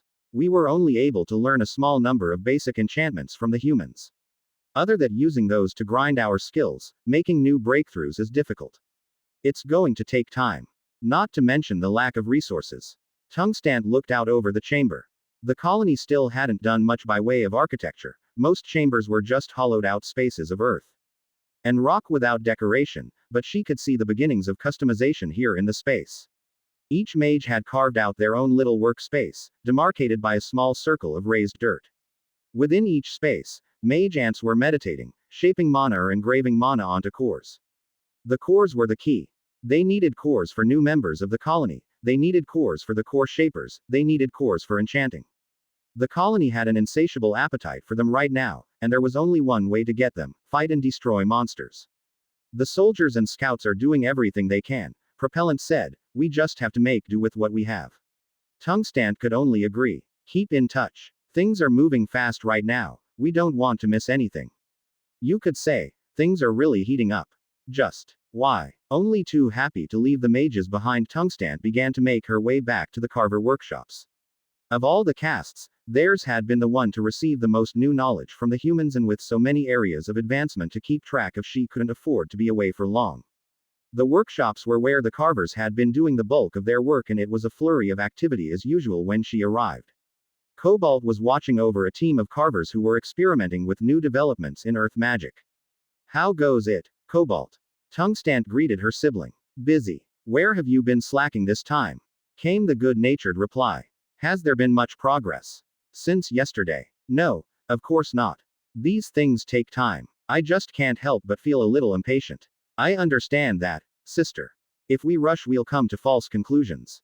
Steady progress is key. I've been told we will be getting 400 new carvers in 3 days. That's more than we thought. Well, do we have work for them? We could find work for twice that number. Right. All of the castes are being pushed hard right now. We wouldn't have it any other way. Looking out over the ever-expanding workshop, Tungstant felt a burning passion rising in her chest. Here and there, ants were constructing forges, trying to create tools shaped to their claws to replicate the techniques they'd seen from the humans. Already a few had learned the skill.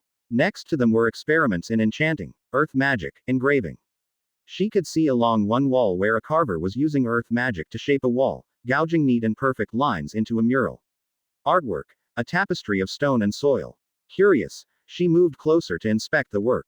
It was still taking shape, but it was clear already what it would be. The eldest was depicted in bold lines, standing atop a fallen monstrosity, Garalosh. It was strange, the sensation of emotion that rushed through her abdomen as she beheld the picture. The power images, and storytelling. This was also something the colony would seize. They would seize everything. Chapter 304 Road to Recovery. Morelia was tired. There were many reasons for a person in the village to be tired. Construction had continued unabated since the threat of the horde had faded for one. The militia had not relented in their training and practice either, which consumed a lot of energy. Small-scale dungeon delves still took place every day, much safer now than when the wave had been underway, and that required coordinating and supervision. There were rescue teams being sent out constantly also. Morelia knew that she and Anthony hadn't managed to find everyone in the kingdom who might have been hiding from the ravenous beasts. There were sure to be more out there, and many members of the village had volunteered to go out to search. Perhaps they hoped to find family members or friends who might have survived. It hardly mattered. This required coordination, administrative effort, and a heck of a lot of oversight. None of which came easy, and obviously that didn't help Morelia's energy levels. But mostly, she was tired because of Isaac. Well, hello there, spicy lady. What might avenue you lookin' so magnificent today? By the Legion. Morelia groaned and clapped a hand over her eyes to shield them from the pain. Isaac. Not again, she growled. She took her hand away to reveal the man in question, leaning against her door frame, a broad grin on his face and a plate of hot breakfast in one hand. The roar of the tigress does nothing to dampen this lion's ardor. They aren't even. You know what? I don't care. Give me the food. She snatched the plate out of his hand and shouldered past him, eliciting a grunt that the lower-leveled man tried to contain. Morelia didn't notice and kept walking, shoveling the much-needed meal into her mouth. She had no idea who had managed to start making fresh bread, but in her opinion, that person needed a church more than Anthony did. If he could eat regular food, she had a feeling the aunt might agree. She couldn't imagine he reacted well to seeing the church being built. She'd asked Enid about it and the older woman had been cagey, which told Morelia all she needed to know. I just want to go one day without having to punch you, she spoke to the air. But sure enough, Isaac was right behind her. I thought those were love taps. She could feel the muck-eating grin on his face, even without having to turn around. I swear, if I weren't so busy, I'd get my blades and hack you to pieces. Why are you trying so hard to piss a berserker off? Sounds like the flames of her passion are burning out of control. Fine. In one motion she whirled around, plate gripped in two hands and 10 minutes later she was with Enid in the under-construction town hall. The healers are busy enough as it is, the mayor groused. It's not like the ant healers pay us a visit every day. I know, Morelia sighed. This is 3 days in a row now. I know. How is this my fault, by the way? Enid slapped her pen down and stared at the younger woman. Because Isaac is an idiot and you are a former Legion trainee. One of you is expected to have some self-control and it isn't him. Send me away then. Let me go on a delve, or to hunt for survivors. Let me go to the city and see if the Legion force comes up. You know I can be useful there.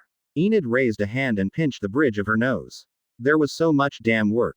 They'd managed to get a paper press together, goodness knows how, and she had seized on the opportunity to start documenting everything, as a good merchant would. A census was done, followed by an inventory, then they'd had to start drafting official documents. The kingdom of Lyria might have fallen, but Enid would be damned to the fifth strata if she would live in a place without law. Which meant consulting the people, drafting a town guard, putting regulations in place. It took a tremendous amount of time. Then of course there was the trickle of survivors that were coming in. The search parties had been successful, which meant more mouths to feed and house, which meant more work.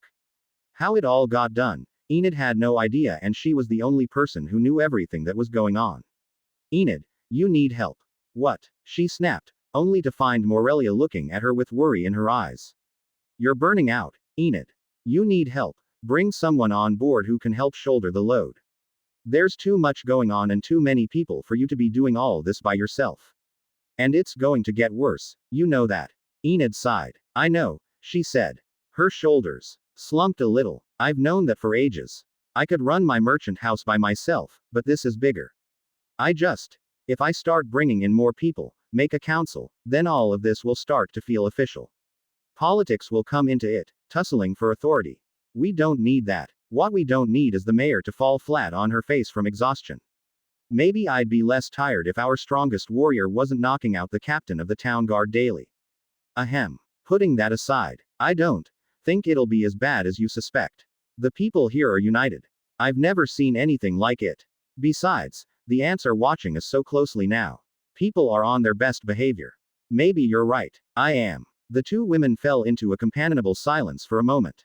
Outside Enid's office, the sounds of a village, not a village, a town, drifted in through the glassless window.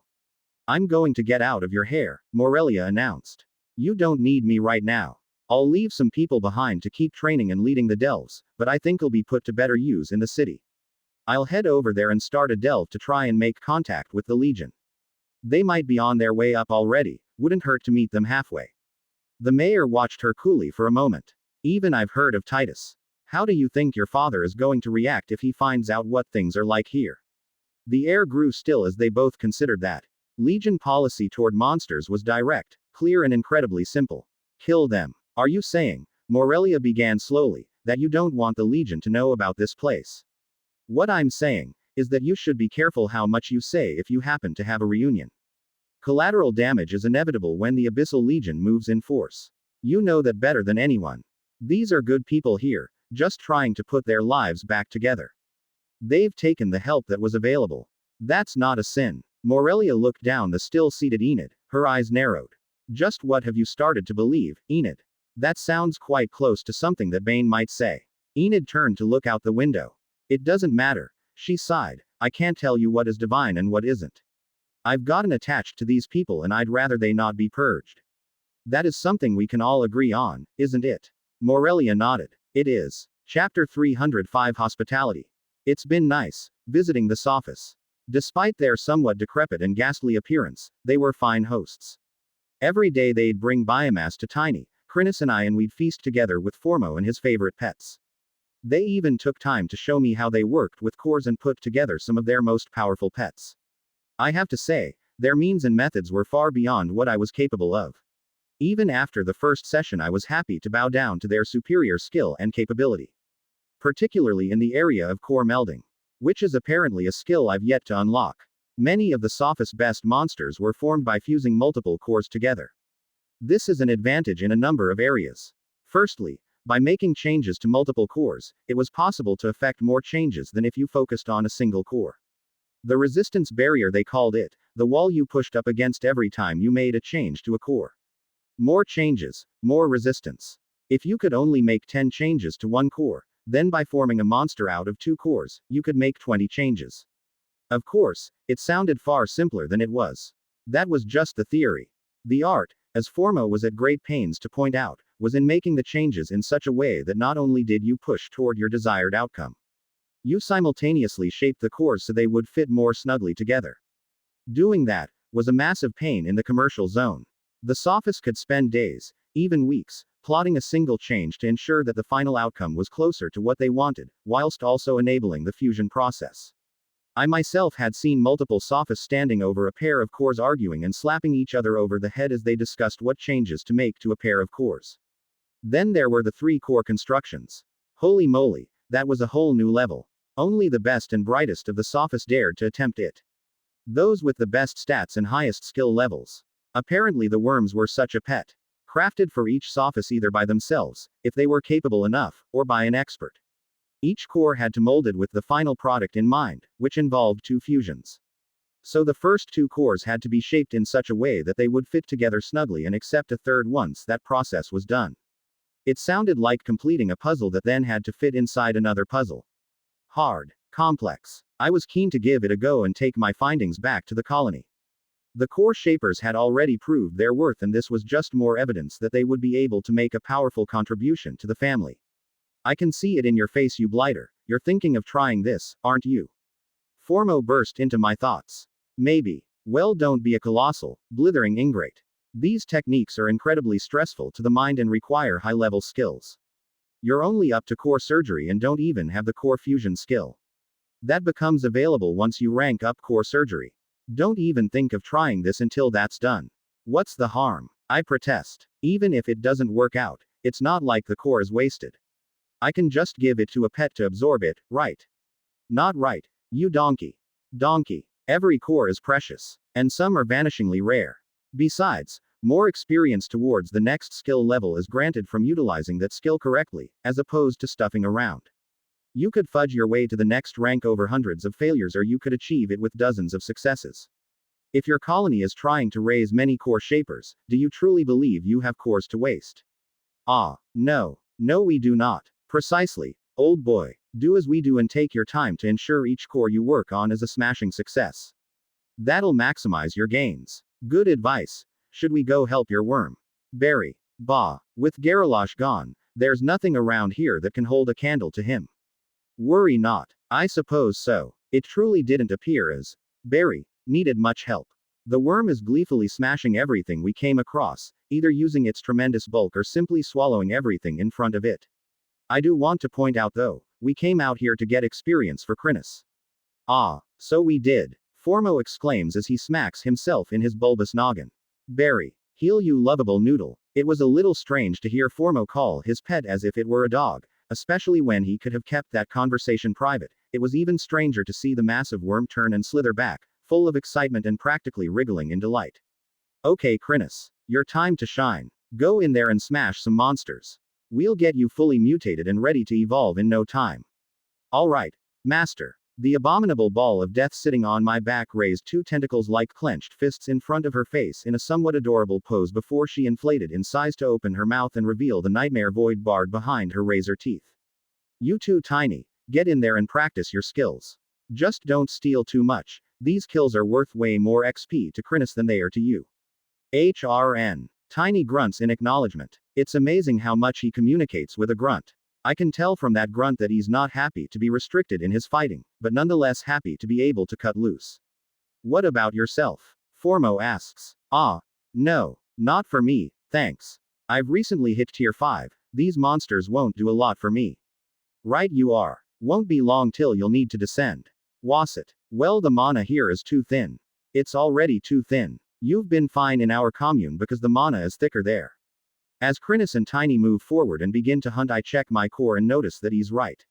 I've started losing MP. This is a big deal since I've been using my sub-brains to draw in mana using external mana manipulation in order to train the skill, and it's still not enough.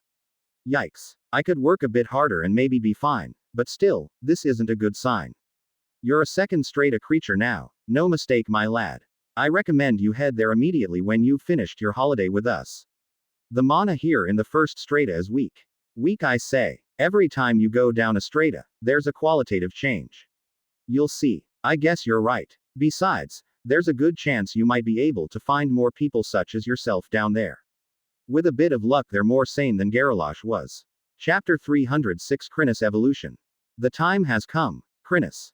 Time to seize your destiny. To elevate yourself to a higher plane. A new tier, if you will. You shall become stronger, more powerful, more excellent in every way. But choices will need to be made. You must navigate the labyrinthine system and make the selections that speak true to you. Be certain of your path and firm in your convictions. What you select matters not, only how you feel about your choices matters. Reach deep inside the infinite void of endless murder that lies within and be true to the self you find there. Do you hear me, Krinis? I do. Master. Good energy. You've come a long way, Krinis. Tiny and I are proud of you. Tiny grunts. Exactly. We are with you all the way. There is nothing to fear except fear itself. And that fear is something we will fight. On the beaches. And the trenches. Or tunnels, I suppose. Damn it, I'm losing it. I've got it, Master. Don't worry, I'll be fine. Okay. Great. Phew. I was really running out of steam there. I need to see if there's a pep talk skill. Any help I can get would be welcome, because I suck. Got your mutations sorted then? Yes. Special core's been absorbed? Yes. Right. Then we are all systems go. Let me just check your core to see if everything's on the up and up. So saying, I scuttle up to Krinis and touch my antennae to her shadow flesh. Name. Krinis. Level. 20 core, 3. Might. 90. Toughness. 80. Cunning. 41. Will. 42. HP. 160 160ths. MP. 230 230ths. Skills. Expert Shadow Flesh Manipulation Level 15, 3 Expert Grappling Level 12, 3 Expert Shredding Level 16, 3 Greater Tremor Sensing Level 5, 3 Barbaric Dismembering Level 1, 3 Greater Fear Inspiration Level 9, 2 Mana Transformation Level 11, 3 Slick Tentacle Walking Level 4, 3 Advanced Tentacle Fu Level 4, 2 Further External Mana Manipulation Level 4, 2 Advanced Shadow Magic Affinity Level 2, 2 Stealth Level 3, I. Mutations. Armored Shadow Flesh plus 1/5. Obliterating Void Maw plus 1/5. Endless Dimensional Stomach plus 1/5. Legion Tentacles plus 1/5. Razor Barbs plus 15. Grisly Teeth plus 15.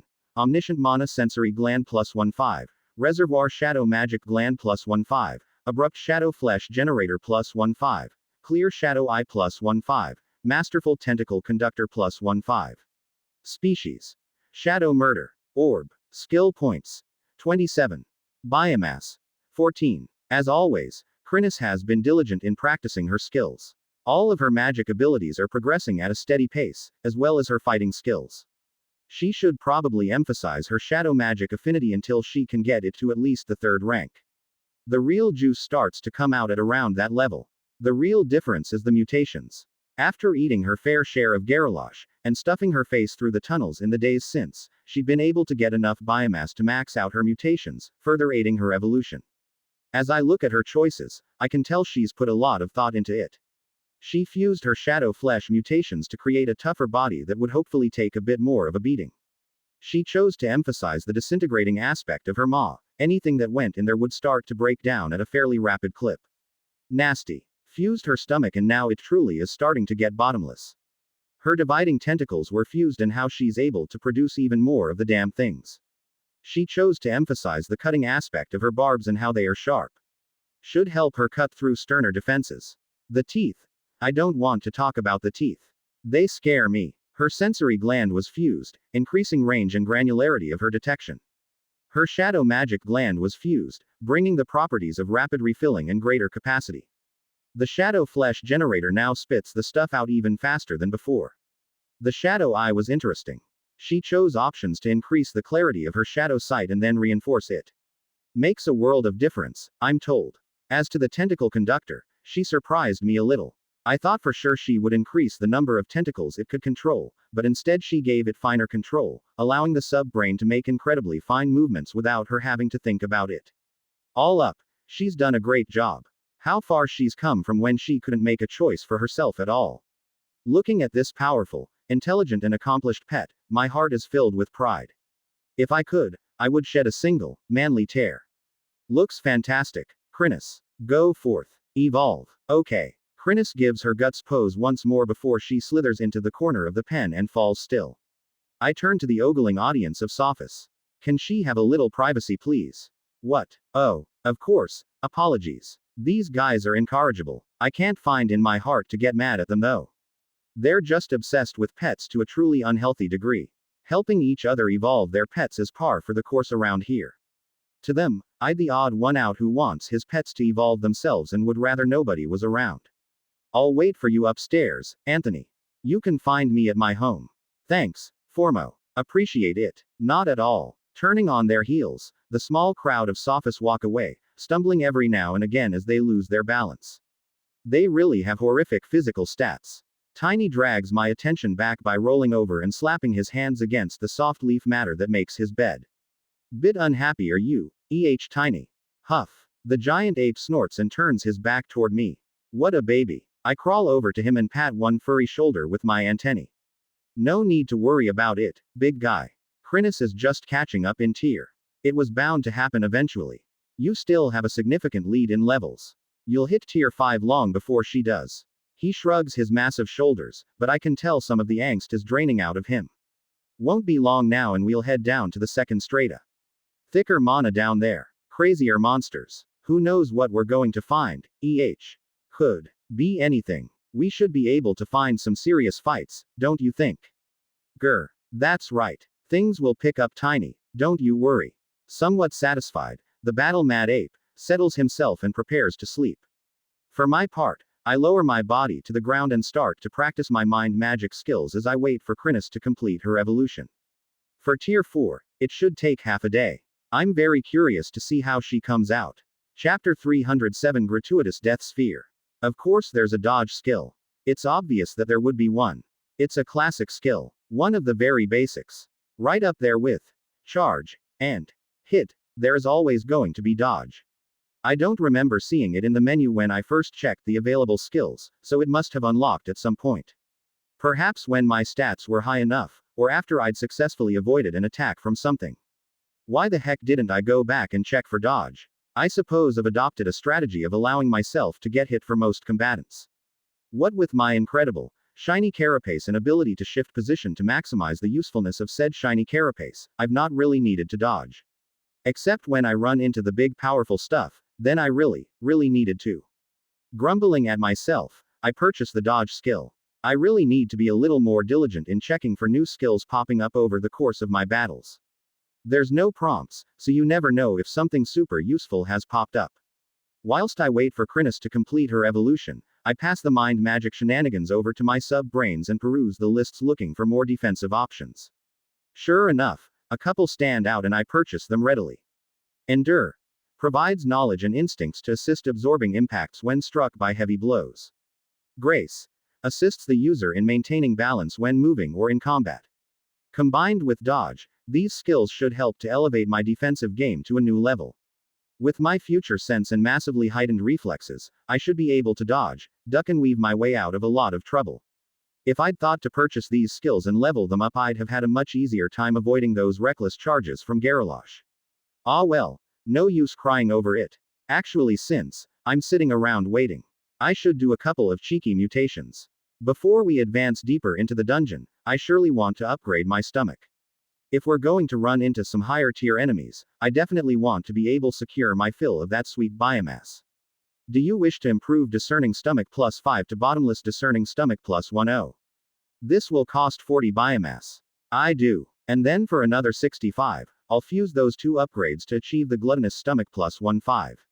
Biwahaha. Nice. Herc. It's okay. I can take it. Just one organ mutating is nothing to me now. A mere stomach. How could that possibly compare to the maddening itch of your very skeleton mutating? Are your muscles? Bah, I can resist. I'll stand strong. Master, are you alright? Gah, Krinis. I thought you were still evolving.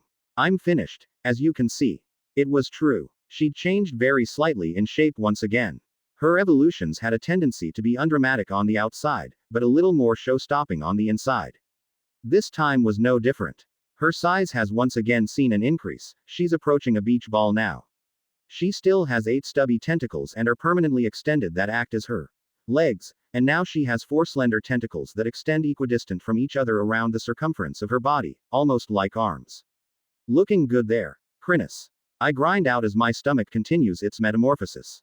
I hope you're happy with everything that you picked. The ball of death shifted from side to side, suddenly shy. I believe so, Master. Why don't you check and see what you think? Good idea, I gasp. Moving slowly so as not to betray the awful itch tearing up my insides, I stagger jerkily towards Krinis and slap an antennae down on her before she can question my lack of control. Right then, let's have a look. Name: Krinis. Level: 1, Special Core IV. Might: 100. Toughness: 90. Cunning: 56. Will: 57. HP: 180/180ths. MP: 230/230ths. Skills: Expert Shadow Flesh Manipulation Level 15, 3 Expert Grappling Level 12, 3 Expert Shredding Level 16, 3 Greater Tremor Sensing Level 5, 3 Barbaric Dismembering Level 1, 3 Greater Fear Inspiration Level 9, 2 Mana Transformation Level 11, 3 Slick Tentacle Walking Level 4, 3 Advanced Tentacle Fu Level 4, 2 Further External Mana Manipulation Level 4, 2 Advanced Shadow Magic Affinity Level 2, 2 Stealth Level 3, I. Mutations: Armored Shadow Flesh +1/5. Obliterating Void Maw +1/5. Endless Dimensional Stomach +1/5. Legion Tentacles +1/5. Razor Barbs +15. Grizzly Teeth +15. Omniscient Mana Sensory Gland +1/5. Reservoir Shadow Magic Gland +1/5. Abrupt Shadow Flesh Generator +1/5. Dark Shadow Eye +1/5. Masterful Tentacle Conductor +1/5. Tentacle Conductor. Light Sync. Shade Phase Organ. Species: Gratuitous Killing Sphere. Skill points: 27. Biomass: 14. From the looks of things, Krinis has continued her balanced stat increases.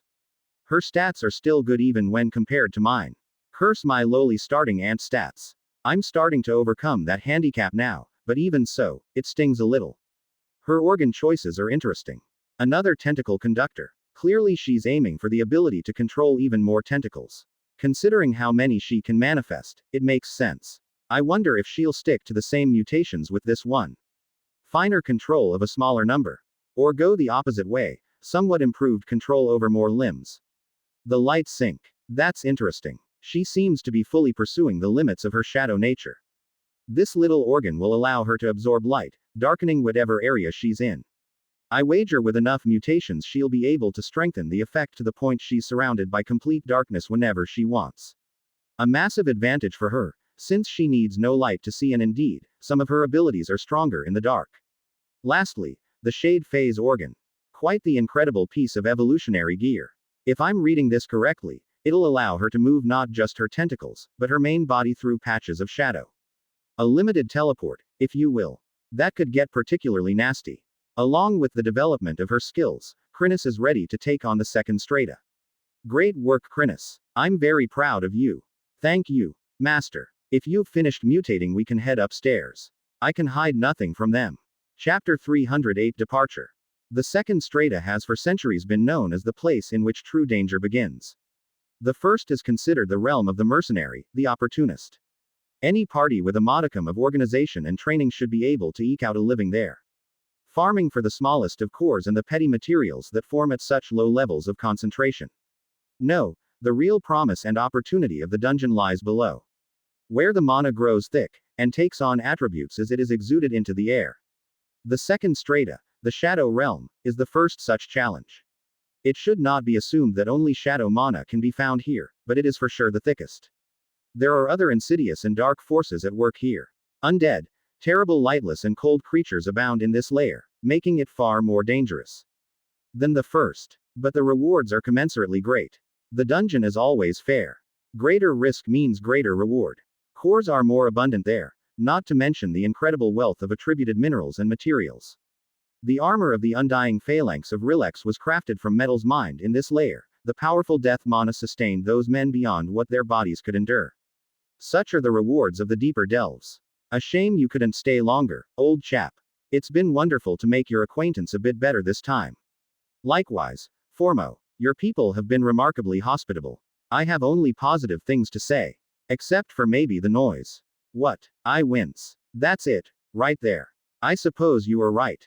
We hardly notice it, you know. Until you pointed it out, I hadn't even considered how we sound to others. Well, how often do you meet other people? I can't imagine you get many visitors down here. Hardly any. Since we were classified as monsters, we get hunted by a lot of opportunistic nincompoops. Those tend to get fed to the worms. There are a few groups still willing to trade with us, but they tend to be considered a little unsavory by upstairs standards. Ignorance. I shout. Quite so. Formo agrees. Nevertheless, we persevere. Good luck on your journey, young Anthony. I wish the best for your colony. Any chance I could bring some of my core shapers here to learn from you? Ho ho. Ha. No. Worth a try. No, it wasn't. Your kin are more than welcome to come and trade with us, but we don't share all of our secrets so easily. Didn't seem so shy when you were teaching me. We didn't show you nearly everything, boy. Fine, fine. All the best, Formo. Farewell, young Anthony. Only Formo came to see me off, which is fine. I gather that these sorts of farewells are not a big thing amongst the Sophus. I've had a good time staying here, and I've learned a ton, but it's time to move on. Some might say I've been shirking my duty to the colony, and we can't have that. Standing in the tunnel somewhere outside the Sophus village, I waved to Formo with one antenna. Naturally they wouldn't see me off from the village. Oh no, they had to darken our minds before hauling us out on a worm. At least they were polite this time and didn't knock us out immediately. They asked politely, which is something. Formo raises one scrawny, shriveled arm to wave back before he mounts his enormous worm and turns around, moving back down the tunnel. All right then, gang. Time to go deeper. Yes, master. HRAAAAA. Tiny matches his mental communication with a rowdy bellow. He's ready to unleash his rage upon more powerful monsters and harvest that rich, succulent XP. And I can't say I blame him. I'm ready for a more serious challenge as well. With Krinis on my back and Tiny thumping the ground by my side with his meaty fists, we set our sights on a new destination. Using my tunnel map, we angle back towards the colony, but with a new twist. We're going down. As the tunnels start to slope downward, I can feel excitement building in my heart and relief building in my core. Every meter down thickens the mana in the atmosphere and eases the burden on my newly densified core. My body is thirsty for mana now, I can feel it. Even using my sub-brains to drag the nearby energy into my core is barely enough to sat my appetite. The second strata is calling to me and I'm happy to answer. Not to mention all of the goodies the Sophist told me about down there. Enriched materials, stronger monster cores are compelling arguments. When we eventually return to the colony, it'll be with a mighty haul of riches, I've no doubt. Before then, we need to amass cores to reinforce ourselves and experience. To improve our levels and skills. We proceed with caution through the dungeon. The after effects of the wave are still being felt here in the form of monsters who were spawned in the height of the wave or made their way up and are now surrounded by monsters who aren't their match. Most of what we encounter are just the usual first strata dross, not nearly able to match up to us, but every now and again we come across a nasty shadow creature or evolved beast, which means we need to progress carefully. I let Tiny and Krinis fight for the most part. Both of them need more experience than I do, but I take more than my fair share of the biomass. I need a heck of a lot of the stuff now, post-evolution, and I'm going to make sure I max everything before I evolve again. It takes days for us to shift our way across since we move laterally more than we do vertically, but soon enough we come to a place where the narrow, craggy tunnel opens up to a wide passage before us. Immediately I can smell a change in the mana in the air. We're close. Chapter 309, Gate to the Second Strata. The air tickles against my mana sense, a new sensation, like a pool of shadow lapping against my mind.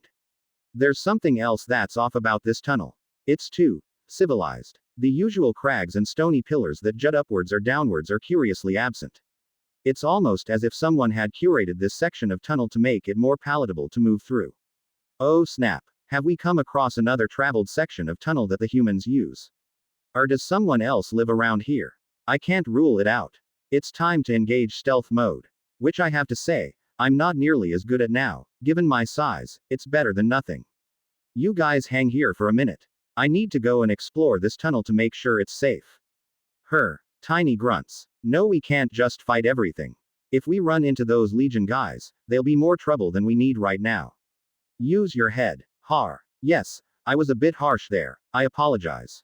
For an ape so thick that his skull might have been condensed in the heart of a neutron star, which itself was the bastard child of another, even more dense neutron star, he really could inject plenty of emotion into a grunt. Krinis, ever obedient and eager to please, was happy to hop off my back, but I'm certain she's planning on keeping an eye on me with her mana senses. Time to engage stealth mode. Come on, grip skill. Strain. My claws groan as I start my journey up the wall, my vastly increased mass causing all sorts of trouble. With a bit of effort I make my way to the ceiling of the cavern and start snooping along down the side of the cavern. With every step the mana thickens and changes, my legs drink it in from the walls and my core soaks in it, recharging at a rapid pace. Nice. We must be close now. This tunnel is truly massive. It gapes, more than 100 meters wide and easily more than 20 meters tall. It's quite the drop from up here, even for me. But fortune favors the bold. Forward, Anthony. Go boldly. Where no Formica sapiens has gone before. Yes. The further out into the tunnel I travel, the more clear the signs of civilized intervention is. The floor of the tunnel hasn't been carved into stairs, but it's clearly been flattened and smoothed out, especially in the middle. Perhaps some kind of road. I'm intrigued. Slowly and carefully I shuffle forward step by painful step, even gaining a new level in grip along the way. Which helps, but not much. Damn. I've got 6 legs, I should know to never skip leg day. Tough it out, Anthony. Breathe through it. A few hundred meters down I spot something that makes me do a double take. It's a wall. Normally not cause for a whole lot of excitement, but when I say wall, I mean an actual, constructed wall. I might not have noticed it if I hadn't noticed the smooth curve as it met the tunnel wall on the other side. Bless you, mutations. All of those itches were worth it. Like a stalking tiger, which is actually an ant and upside down, I creep forward one leg at a time. I've learned since the last time I snuck up on a guard post, they have monster detecting crystals. Considering I can detect a few small critters creeping about, suspiciously few, to be honest, I don't think they know I'm here already, but I don't want to get much closer. Instead, I creep around the perimeter long enough to establish that this isn't some tiny guard post but rather a more substantial fort-like structure. I can see a rampart, a gate, narrow windows for the firing out of.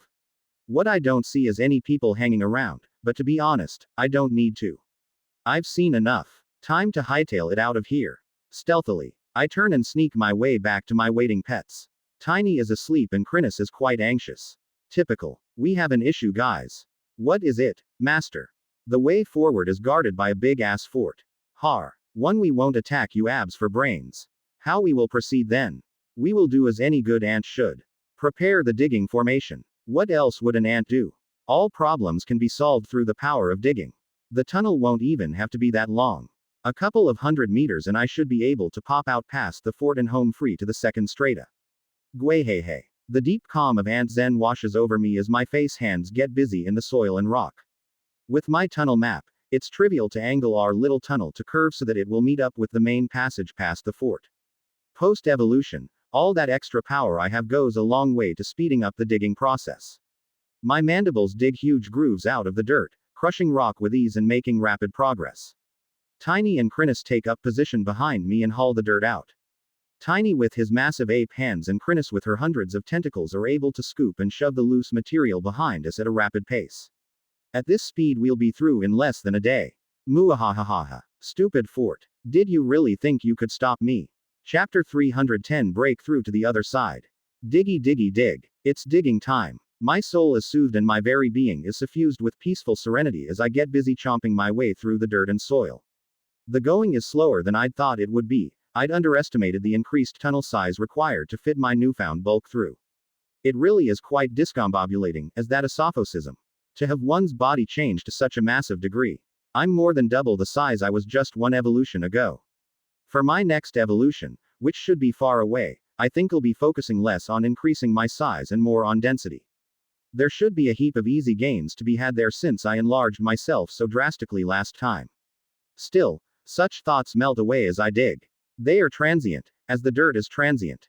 With our labor and efforts, such things can be moved, they can be shifted, made light by the work of our face hands. Indeed, the only truth we find is that which we unearth for ourselves. Dig, for peace. Dig, for truth. No matter the reason, dig. Time flows by and I'm truly disappointed to find that my time carving out this tunnel has come to an end as the rock crumbles before my chomping mandibles, opening up to reveal a dark, dark cavern. Poking my head through, I can see the other side of the fort some 200 meters away on my right. The gate is more clearly visible from here. A tough-looking steel grating covers even more imposing banded gates. The fort is built into the wall of the cavern itself, its stone walls curving to meet the cavern rock on either side. The ground leading downward toward where I currently spy from has been cleared away to allow clear sight lines and make it impossible to sneak up. Thankfully they weren't that thorough on the uphill side. Well, it's none of my concern. I'm in the clear. We're through. Let's go, guys. Second strata, here we come. The excitement is real as Krinis and Tiny help me rip away the last of the stones and we tumble out into the main cavern. With barely a moment to pause and gather our balance, we bound forward into the dark. And it's dark for real. The light seems to sputter weakly throughout the cavern as we race forward, trying to put some distance between us and the fort. Hugging one side of the rocky cavern walls, my antennae detect strange movement amongst the deepening shadows. Flitting forms dart about on the edges of my sight in an unnerving way. The other thing my antennae notice is that it's getting bleeding cold. With every step the temperature is dropping and my heat detection is falling away. Even the hints of creatures that I see seem to give off barely any heat. Come to think of it, does Krinis. I swivel my temperature awareness back to the enlarged blob riding on my back. Sure enough, as the heat leaches out of the air her temperature has fallen down to practically nothing. You cold, Krinis? No. How about you, Tiny? Cold, he grunts. He actually spoke a word. He must feel very strongly about it to manage to squeeze out actual language. That tells me I'm onto something here. Another 100 meters down the tunnel we come to the tipping point. The tunnel curves down sharply here, as much as 45 degrees, and before us is what I can only describe as a shoreline. Except it isn't water that eddies and swirls before my feet, but something else entirely. It's like a mist, or a fog that hugs the ground, except thicker, brought almost to the point of being liquid. It stretches out before us and seems to go on forever down the tunnel. I think this is the official border. Formo had told me I'd notice the change when I got to it, and here it is. Tentative, I dip one claw into the stuff. Just for a second. Cold. It's like freaking ice. I snatch my limb back and the dark air seems to cling to it for a second before settling back down to its normal calm, unruffled swirling. You know, I knew it would be dark. But I didn't expect the cold. We're going deeper into the ground, shouldn't it be getting warmer? This doesn't make any sense. But then again, it is mana. Who am I to tell it what it can and can't do? Nothing for it. I'm not going to let a chill stop me from progressing on my path to adventure, awesome and colony world domination. Come on team, let's go. Leading boldly, I push forward, plunging down into the second strata. Immediately the cold washes over me, and as soon as my head pokes through the surface layer, I can appreciate just what the shadow layer is all about. Dang, it's dark. Where the heck is the light from the mana veins? That comforting blue glow I've relied on for so long. I bring my head closer to the wall and to my shock I realize that the mana veins are still there, but no longer do they pulse with soothing blue mana, but black shadow magic now flows through the dungeon's veins. Ooh, this is nice. Krinis croons from my back. I can feel her stretching her tentacles and her powerful flex as they reach out into the cold, dark air. This must feel like coming home in a way. How do you like the air here? It's invigorating. I feel like I'm connected to every inch of space down here. I suppose that makes sense, since this place is so damn dark and completely saturated. With the kind of mana she uses to reach through shadows. I wonder, does that mean that other shadow beasts are able to do the same? I don't like the sound of that. I try to scry the dark tunnel with my eyes, but they just aren't doing much for me down here. I'm starting to get a little nervous. My heat-sensing antennae are almost useless. My eyes are in the same useless senses boat. How the heck am I supposed to navigate? There could be shadow monsters reaching out of thin air to poke me in the eyes right now. Quick. Mana sense. I mentally snap on the skill and I'm relieved to find that it works just dandy here, the second layer. The thick mana in the air floods my senses, But just like eyes underwater, the sense still works, just not perfectly. Looks like I'll be grinding this skill for the time being. Let's press forward.